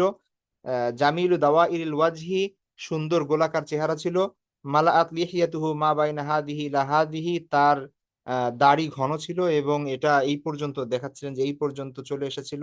কদ মালাআত নাহরাহু, হ্যাঁ। তো এভাবে তিনি বর্ণনা দিলেন আর কি, যে যে কদ মালাআত নাহরাহু, তার বুক প্রশস্ত ছিল। তো তখন তিনি বলেন যে ওয়ালা আদরি মা কানা মা হাদান্নাত, একজন রাবি বলছেন যে আরো ভুলে গেছি আমি যে আরো কি কি বর্ণনা তিনি দিয়েছেন। তো তখন ফাকাল ইবনু আব্বাস, আব্দুল্লাহ ইবনে আব্বাস বলেন যে লাউ রাআইতাহু ফিল ইয়াকাযাতি মাস্তাতাতা আন তানাতাহু ফাওকা হাযা, যে তুমি যদি জাগ্রত অবস্থায় আল্লাহ রাসূলকে দেখতেন তাহলে এর থেকে ভালো বর্ণনা দিতে পারতা না। মানে তুমি যাকে দেখছো তিনি আসলে আল্লাহ রাসূল ছিলেন। ঠিক আছে। তো অবশ্যই শয়তান আল্লাহ রাসূল সাল্লাল্লাহু আলাইহি ওয়াসাল্লামের আকৃতি কি করতে পারেন না, ধারণ করতে পারেন না। সুতরাং আপনি যদি স্বপ্নে আল্লাহ রাসূল সাল্লাল্লাহু আলাইহি ওয়াসাল্লামকে দেখেন, যেই আমরা এই সামারে তিরমিজিতে যেই বর্ণনা পড়েছি আল্লাহ রাসূল সাল্লাল্লাহু আলাইহি ওয়াসাল্লাম, সেই বর্ণনার সাথে যদি মিলে যায় তাহলে ধরে নিবেন যে হ্যাঁ তিনি আসলে আল্লাহ রাসূল সাল্লাল্লাহু আলাইহি ওয়াসাল্লামের ছিলেন। ঠিক আছে। কিন্তু যদি অন্য কিছু দেখেন যে এই আকৃতির সাথে মিলে না, তাহলে আবার সেটা আবার ইয়া বলেন যে ব্যাখ্যাকারীগণ বলেন যে তিনি আল্লাহ রাসূল সাল্লাম, মানে শয়তান আপনাকে এই অহাম দিতে পারবেন যে কোন একজন ব্যক্তিকে দেখায় মনে করাইতে পারবেন আপনাকে যে এই হচ্ছে আল্লাহ রাসূল, কিন্তু আল্লাহ রাসূল সাল্লাল্লাহু আলাইহি ওয়াসাল্লামের আকৃতি শয়তান ধারণ করতে পারবে না। তো এই জন্য কেউ যদি না জানে যে আল্লাহ রাসূল সাল্লাম দেখতে কেমন, তাহলে সে আসলে কাকে দেখছে এটা কিন্তু সে বুঝতে পারবে না। ব্যাপারটা বোঝার চেষ্টা করেন ভালো করে, হ্যাঁ। মানে কোন একজন ব্যক্তিকে আপনি দেখছেন আর স্বপ্নে আপনার মনে হচ্ছে তিনি আল্লাহর রাসূল, এর মানে এই না যে তিনি আল্লাহর রাসূল। আপনি যদি দেখে থাকেন যে ব্যক্তি, তার ব্যক্তির সাথে যদি এই ইগুলো মিলে যায়, যে এই বর্ণনা দেওয়া হয়েছে আল্লাহ রাসূল ইসলামের শারীরিক কাঠামো, এগুলো যদি ঠিক থাকে, তাহলে আপনি ধরে নিতে পারেন যে তিনি আল্লাহর রাসূল। ঠিক আছে। তারপরে হাদিসটি হচ্ছে আবু কাতাদা, তিনি বলেন রাসূল সাল্লাল্লাহু আলাইহি ওয়াসাল্লাম বলেছেন মান রাআনি ফি ফিন নাওম ফাকাদ রাআল হাক্কা, কেউ যদি ঘুমে আমাকে দেখে সে সত্যই দেখলো, ইত্যাদি। আচ্ছা, হ্যাঁ, এই হচ্ছে হাদিস। শেষ হলো আমাদের আল্লাহ রাসূল সাল্লাল্লাহু আলাইহি ওয়াসাল্লাম সম্পর্কিত। তো আমাদের টোটাল 56টা চ্যাপ্টার আলহামদুলিল্লাহ শেষ করতে পেরেছি, যদিও একটু তাড়াহুড়ার মধ্যে দিয়ে আমাদের পড়তে হয়েছে হাদিসগুলো ওইভাবে পুরোপুরি ব্যাখ্যা করা, কারণ একটা হাদিসের আসলে ব্যাখ্যা করা গেলে 1 ঘন্টা 2 ঘন্টা একটা হাদিসের ব্যাখ্যাই করা যেতে পারে, মানে যেভাবে মুহাদ্দিসিনে কেরাম ব্যাখ্যা করেছেন অনেক বিষয়গুলো সামনে রেখে। ওইভাবে তো আসলে এই হাদিসগুলো যদি পড়া হয় তাহলে তো 1 বছর সময় লাগবে, 1 বছরে হয়ে হয়ে উঠবে না। ঠিক আছে, আমরা যেরকম এই হাদিসের কিতাব পড়েছি 1 বছর সময় দেবো, আমাদের পুরো বছরে দেখা যাচ্ছে যে এই হাদিসের কিতাবটা পড়ানো হয়েছে, একটা ক্লাস ছিল এটার। তো দেখা যাচ্ছে যে সেইখানে যে ডিটেলস আমরা পড়েছি সেটা তো আর আমরা সেটা সম্ভব না আমাদের এই কোর্সগুলোতে। এখানে আপনার কমপক্ষে 300 ক্লাস লাগবে আপনার। ঠিক আছে, কমপক্ষে 250 থেকে 300 ক্লাস লাগবে যদি ওইভাবে পড়া হয়, প্রত্যেকটা হাদিসের জন্য বা দুইটা হাদিসের জন্য একটা ক্লাস দরকার। তো সেটা তো আসলে সম্ভব না। তো যাই হোক, আমরা হাদিসগুলো পড়ে গিয়েছি, আশা করি যে এর দ্বারা আমরা বেনিফিটেড যতটুকুই হয়েছি, আল্লাহ এখান থেকে আমাদের পরিপূর্ণভাবে আহ বোঝার, জানার এবং আপনার আমল করার তৌফিক দান করুন। রাসূল সাল্লাল্লাহু আলাইহি ওয়াসাল্লামের ভালোবাসা আমাদের অন্তরে বৃদ্ধি করুন, তাকে অনুসরণ করার বাসনা আমাদের অন্তরে আল্লাহ সুবহানাহু ওয়া তাআলা জাগিয়ে দিন। তো কিয়ামতের ময়দানে তার ভালোবাসাটাই অনেক বড় পুঁজি হিসেবে দেখা দিবে, আল্লাহ রাসূল সাল্লাল্লাহু আলাইহি ওয়াসাল্লামের প্রতি ভালোবাসা। তো বেশি বেশি দরুদ পাঠ করি আমরা আল্লাহ রাসূল সাল্লাল্লাহু আলাইহি ওয়াসাল্লামের উপর। ঠিক আছে। তো নিজেদের সন্তানদেরকে জানাই আল্লাহ রাসূল কেমন ছিলেন। তো সিরাতের আগে আমার মনে হয় যে সামাইল পড়া উচিত, হ্যাঁ। সামাইলটা আরো ভালোভাবে পড়া উচিত। মানে শুধু আমরা তো দ্রুত চলে গিয়েছি, আর শুধু হাদিস ভিত্তিক না পড়ে যে সকল বইতে আল্লাহ রাসূল সাল্লাল্লাহু আলাইহি ওয়াসাল্লাম কেমন ছিলেন সেগুলো সুন্দরভাবে বর্ণনা দেওয়া আছে সেগুলো আগে পড়া উচিত। আর আপনি শুধু জানলেন যে আল্লাহ রাসূল সাল্লাল্লাহু আলাইহি ইসলাম কি করেছেন, তারপরে যুদ্ধ করেছেন, কথায় নবুয়ত প্রচার করেছেন, কোন কোন কোন যুদ্ধ কত সালে হয়েছে, এইগুলো জানলেন, সিরাতের কাহিনী জানলেন, কিন্তু আপনি ব্যক্তি রাসূলকে জানলেন না। যে তিনি দেখতে কেমন ছিলেন, তিনি কেমন আচরণ করতেন মানুষের সাথে। তারপরে হচ্ছে এই যে তার হাসি, তার কান্না, তার ইবাদত, তার আখলাক, এই জিনিসগুলো যখন না জানবেন তখন কিন্তু ভালোবাসা তৈরি হবে না আল্লাহ রাসূলের প্রতি, তাই না? অনেক ইনফরমেশন জানা এক জিনিস, যে আপনি জানলেন যুদ্ধ বিগ্রহ কথা, কত সালে কত কি হয়েছে, সিরাত পুরো মুখস্থ করে ফেললেন, কিন্তু সামাইল জানলেন না, তাহলে কিন্তু আল্লাহ রাসূলের প্রতি ভালোবাসা তৈরি হবে না। তো ভালোবাসা তৈরির জন্য আল্লাহ রাসূল সাল্লাল্লাহু আলাইহি ইসলামের মানে জীবনী জানার আগে তার ব্যক্তিগতভাবে তিনি কেমন ছিলেন এটা জানা জরুরি। তো এই জন্য সামাইলটা আমাদের কাছে খুবই উপেক্ষিত, মানে আমরা ওইভাবে পড়ি না। সিরাতের প্রতি আমরা যতটা মানে খেয়াল করি ঘটনা প্রবাহের প্রতি, ওইভাবে আমরা সামাইলটার প্রতি ততটা গুরুত্ব দেই না। এটা আমাদের একটা বড় সমস্যা, এবং এই কারণে দেখা যাচ্ছে যে প্রকৃতপক্ষে মানে আল্লাহ রাসূলের প্রতি অন্তর থেকে ভালোবাসাটা আমাদের হয়ে ওঠে না। তো এই জায়গাটা আমাদের মনে হয় যে কাজ করা দরকার আছে। তো ঠিক আছে, আমাদের আজকে এ পর্যন্তই থাকবে। আলহামদুলিল্লাহ, আমরা শেষ করতে যে পেরেছি আল্লাহর শুকরিয়া আদায় করি। আর রমাদান মাস আসছে, আহ, এই মাসটা আমরা ইউটিলাইজ করার চেষ্টা করব সব দিক থেকে। আপনারা জানেন বোধহয় আমার যে আগামীকাল থেকেই নতুন কোর্স শুরু হচ্ছে, কোরআনের 30তম পারা। দেখেন 30তম পারা, ছোট ছোট সূরা, অনেকগুলো সূরা সেখানে আছে, এবং মাক্কি সূরা। মাক্কি সূরার বৈশিষ্ট্য হচ্ছে সেখানে ইমানের কথা, কিভাবে ইমান স্ট্রং হবে সেই কথাগুলো। মক্কায় সাহাবায়ে কেরামের ইমান আল্লাহ সুবহানাহু ওয়া তাআলা বৃদ্ধি করেছেন, শক্ত করেছেন, আর সেটা প্র্যাকটিক্যালি কাজে লাগিয়েছেন মদিনায় গিয়ে। হুকুম আহকাম নাজিল করেছেন, মানুষ সাদরে সেটা গ্রহণ করেছে। তো ইমান যদি না থাকে, ভালো করে শক্ত না হয়, তাহলে আমল করতে মন চায় না। তখন এই যে নামাজ পড়ি না আমরা, রোজা রাখি না আমরা, ঠিক মতো কোরআন তেলাওয়াত করতে চাই না, ভালো কাজ করতে চাই না, কারণ ইমান নিয়ে আমরা কাজ করতে পারি না। তো আমাদের এই কোর্সটা ওই দিকে ফোকাস করে, ঠিক আছে? আপনার শব্দে শব্দে অর্থ আমরা শিখবো 30 পারার, প্রত্যেকটা সূরার নাজিলের প্রেক্ষাপট, ঘটনা প্রবাহ, সংক্ষিপ্ত তাফসির, থিমেটিক আকারে সেগুলো করা হবে ইনশাল্লাহ। পাশাপাশি আপনারা যদি হিফজ করতে চান, আপনারা প্রতিদিন যে পড়াটা দেওয়া হয় সেই পড়াটা আপনি পড়ে আপনি হিফজও করতে পারেন ইনশাল্লাহ।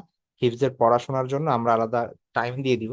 আপনারা যে যতটুকু মুখস্থ করতে পারেন ওই অনুযায়ী রমজান একটা টার্গেট নিয়ে আপনারা ওই সময়টা শুনাইতে পারবেন। আপনার বোনরা ভাইয়েরা আলাদা করে সময় করে দিব আমরা, আলাদা অ্যাসাইন করে দিব টিচার। তো সেই জায়গায় আপনারা জাস্ট ওই টাইমে আপনারা একটু শোনাই দিবেন পড়াটা, প্রতিদিনের পড়াটা প্রতিদিন শোনাই দিবেন, নিজেরা পড়বেন। হিফজ তো আর আসলে ক্লাসে করাই দেওয়া যায় না, নিজের পড়তে হয়।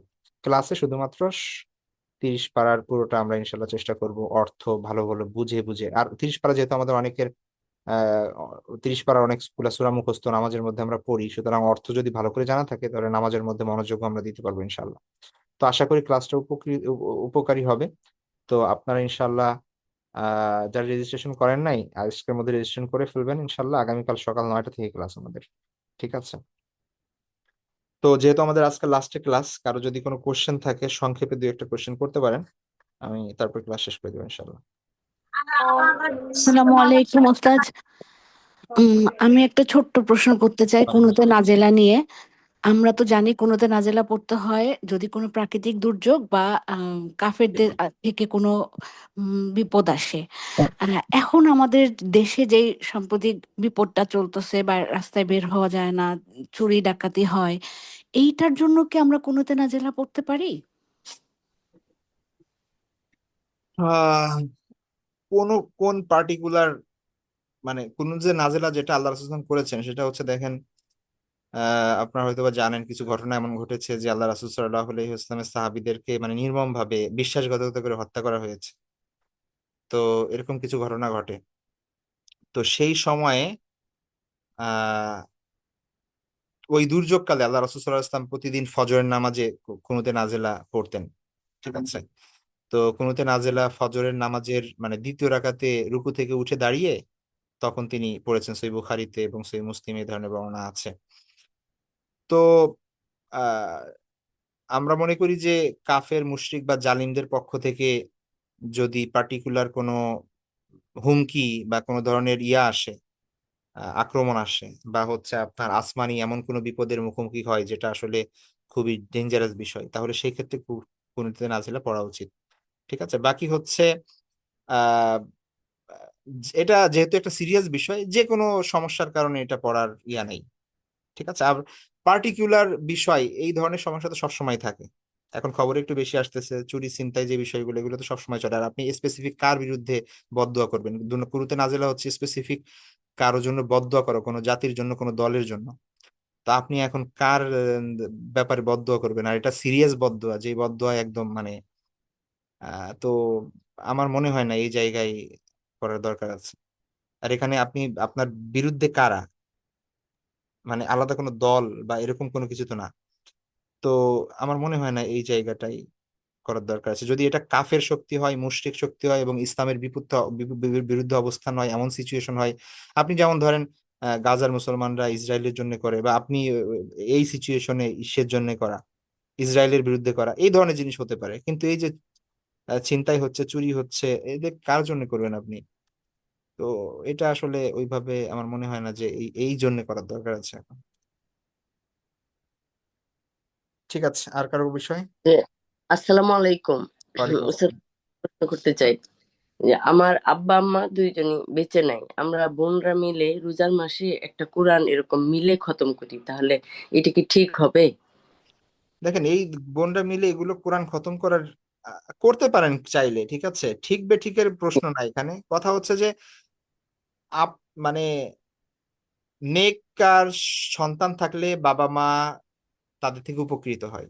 আপনি জি। নামাজ পড়েন, আল্লাহর কাছে আপনার বাবা মার জন্য দোয়া করেন, আপনি কোরআন তেলাওয়াত করেন, আপনার বাবা মার জন্য দোয়া করেন, সাদাকা করেন এবং সেই উসিলায় বাবা মার জন্য দোয়া করেন, ভালো কাজ করেন, বাবা মার জন্য দোয়া করেন, ব্যাস যতটা সম্ভব করেন।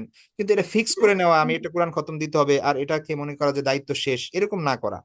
ঠিক আছে, এটার না, সবটা পার্শ্ব প্রতিক্রিয়া আছে আর কি। হ্যাঁ, তো ওটা চাইলে করতে পারেন, বাকি ওইটা নেসেসারি কোনো বিষয় না। ঠিক আছে। জি, আমরা আমাদের মানে করি, করার পরে একটা টার্গেট থাকে এরকম যে আমরা সবাই মিলে একটা কোরআন খতম করবো। ঠিক আছে, নিজের উপর নিজে চাপাই নিচ্ছেন আর কি। বাকি এই ধরনের ব্যাপারটা মানে সুন্নাহ বা হচ্ছে সম্মত বা ওরকম কোনো বিষয় না। নিজের মতো করে এটা সর্বোচ্চ হয়তো বা জায়েজ হইতে পারে, যেহেতু এখানে বাকি এটা আলাদা কোনো ফজিলত নাই, মানে আপনার বাবা মা স্পেশাল ট্রিটমেন্ট পাবে এটার জন্য, এরকম ব্যাপার না কোনো। আসসালামু আলাইকুম উস্তাদ, এই জি, ওষুধ হিসাবে কোনো গাছের শিকড় কি গলায় ঝুলানো যাবে? ওষুধ হিসেবে গাছের শিকড় সেটা তো ডাক্তার বলতে পারবে যে ওইটা কোনো না, ইয়ে আছে একটা কিনা। গলাতে কিছু ঝুলানো তো উস্তাদ, শিক তাবিজের মতো আর কি যেটা। তো উনি হচ্ছে মানে এটা ঝুলানো যাবে কিনা একজন আমাকে অনেকদিন থেকে জানতে চেয়েছিল আর কি উস্তাদ জি। তো আমি আপনার ওটা অপেক্ষা যদি করতেছিলাম ওটা যদি মানে মেডিকেল গুণাগুণ থাকে এবং ডাক্তার যদি বলে যে এটা উপকার আছে, তাহলে করতে পারবেন, সমস্যা নেই। জি। আসসালামু আলাইকুম। স্যার, সামাইলে তিরমিজির মতো কি এই 30তম পারার ক্লাসটা রেকর্ড থাকবে? জি জি, অবশ্যই যে রেকর্ড আমরা থাকবে। ক্লাস মিস করলে পরবর্তীতে আপনি দিয়ে দিলে আমরা রাত্রে ফ্রি টাইমে বসে করতে পারি। জি জি, থাকবে ইনশাল্লাহ, থাকবে। ঠিক আছে, ইনশাআল্লাহ। ঠিক আছে, আর কারো কোনো কোশ্চেন না থাকলে আমরা। আরেকটা আছে উস্তাদ, আসসালামু আলাইকুম রাহমাতুল্লাহি ওয়া বারাকাতুহু। জি, ওয়ালাইকুম উস্তাদ, আসসালাম। পূজা সম্পর্কে একটু জানতে চাচ্ছিলাম যে মানে আমার এক ছোট বোন কনসিভ করছে উস্তাদ। ও মানে অনেক বমি করে আর হচ্ছে বেবি, মানে ডাক্তার বলছে বেবিটা থাকার জন্য আর কি এই প্রতিদিন ওর ইনজেকশন দিতে হয় একটা করে। তারপরে বমি হয় অনেক। এখন ওর রোজা রাখার খুব ইচ্ছা, এখন ওর রোজা কি রাখতে পারবে উস্তাদ না কি, এটা একটু জানতে চাচ্ছিলাম। দেখেন, আহ মানে আপনার স্পেসিফিক কোশ্চেন কি, যে উনি রোজা না রাখলে সমস্যা আছে কিনা, বা জি উস্তাদ, মানে হ্যাঁ রোজা তো রাখতে পারবে না উস্তাদ, মানে ওর বেবিটা টিকে থাকার জন্য প্রতিদিন করে ওর একটা ইনজেকশন দিতে হয় আর আচ্ছা, অনেক বমি ইনজেকশন হচ্ছে। দিলে রোজা ভাঙে না। তবে যদি ইনজেকশনের মধ্যে পার্থক্য আছে, আপনি কোন ধরনের ইনজেকশন, নর্মালি টিকা জাতীয় ইনজেকশনের রোজা ভাঙে না।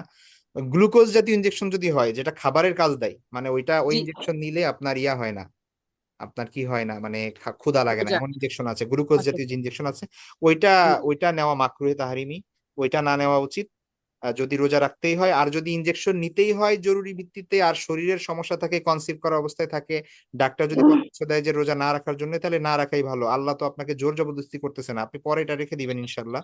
কিন্তু শরীরের ক্ষতি করার তো দরকার নেই।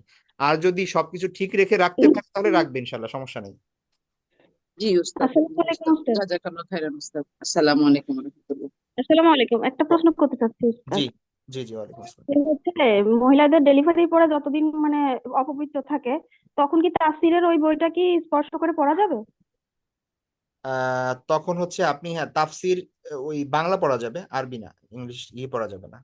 মানে ওটা আপনি টাচ কোরআন, করলে অসুবিধা হবে না? যেমন পাশাপাশি তো থাকে, তাফসীরে তাওজিল কুরআন যেটা আমি পড়ি, পাশাপাশি আরবি থাকে আপনি আর হচ্ছে তাফসির অজু ছাড়া বা অবস্থায় আপনি কি করতে পারবেন, তাফসির ইউজ ধরতে পারবেন, বাকি আয়াত স্পর্শ করতে পারবেন না, আরবি যে আয়াত লেখা আছে সেটা স্পর্শ করতে পারবেন না।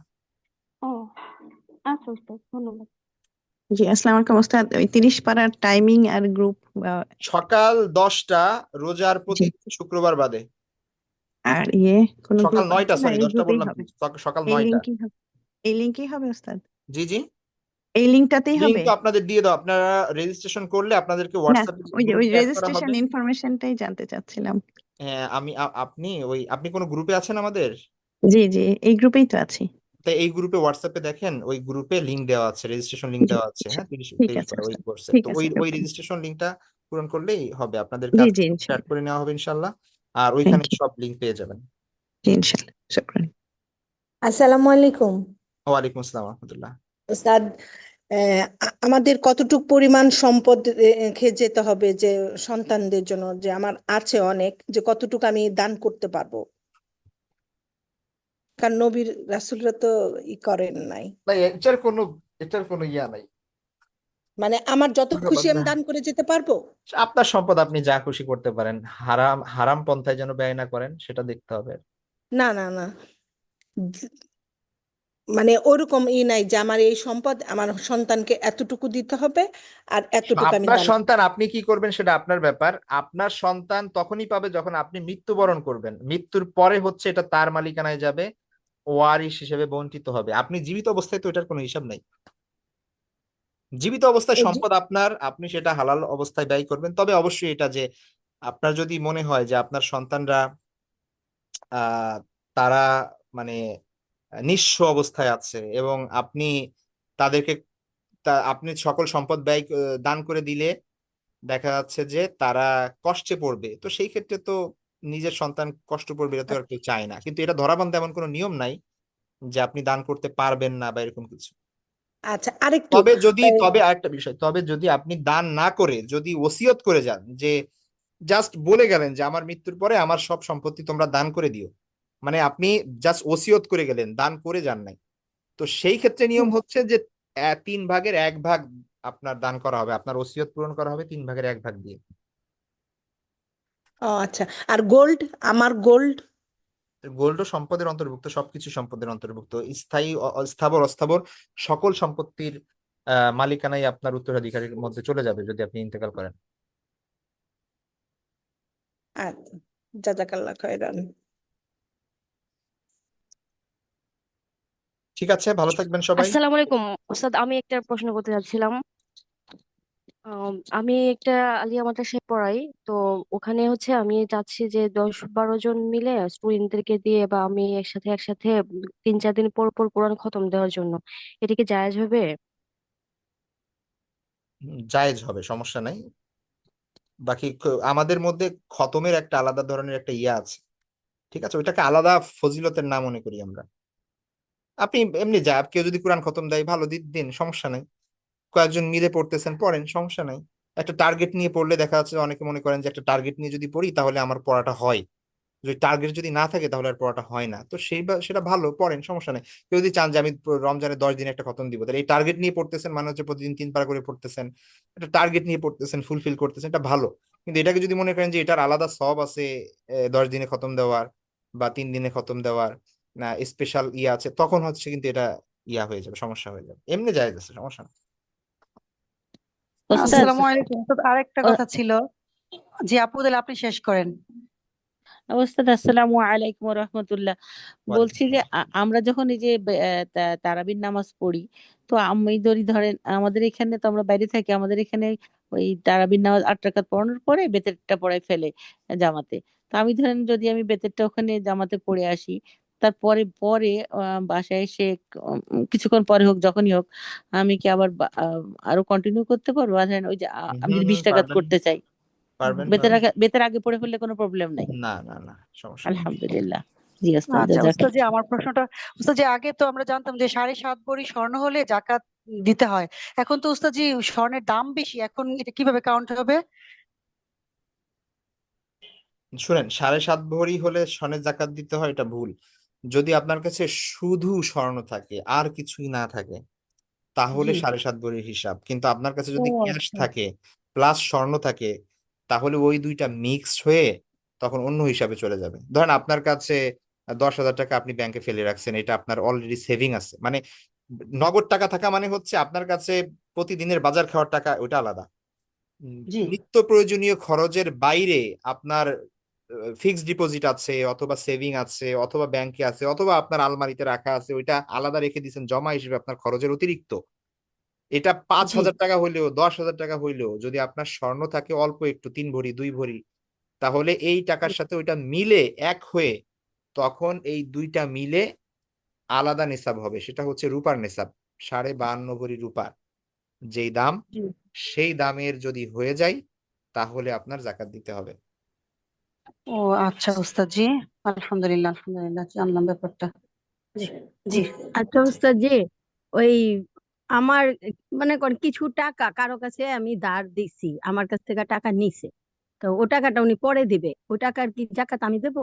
হ্যাঁ, দিবেন।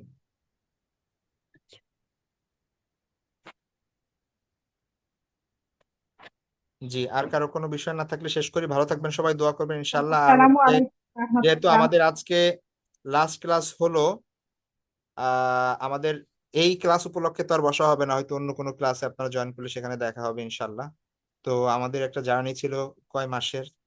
আহ আমার কাছ থেকে যদি কোনো ধরনের ভুল ত্রুটি হয়ে থাকে ক্ষমা প্রার্থী আমি, আপনারা ক্ষমা করে দিবেন। আর অনেক সময় ক্লাস নিতে পারি নাই বিভিন্ন ব্যস্ততার কারণে, বা যেভাবে নেওয়া উচিত ছিল সেভাবে হয়তোবা নিতে পারিনি, সেজন্য দুঃখিত। অন্তর থেকে মাফ করে দিবেন, দোয়া করবেন।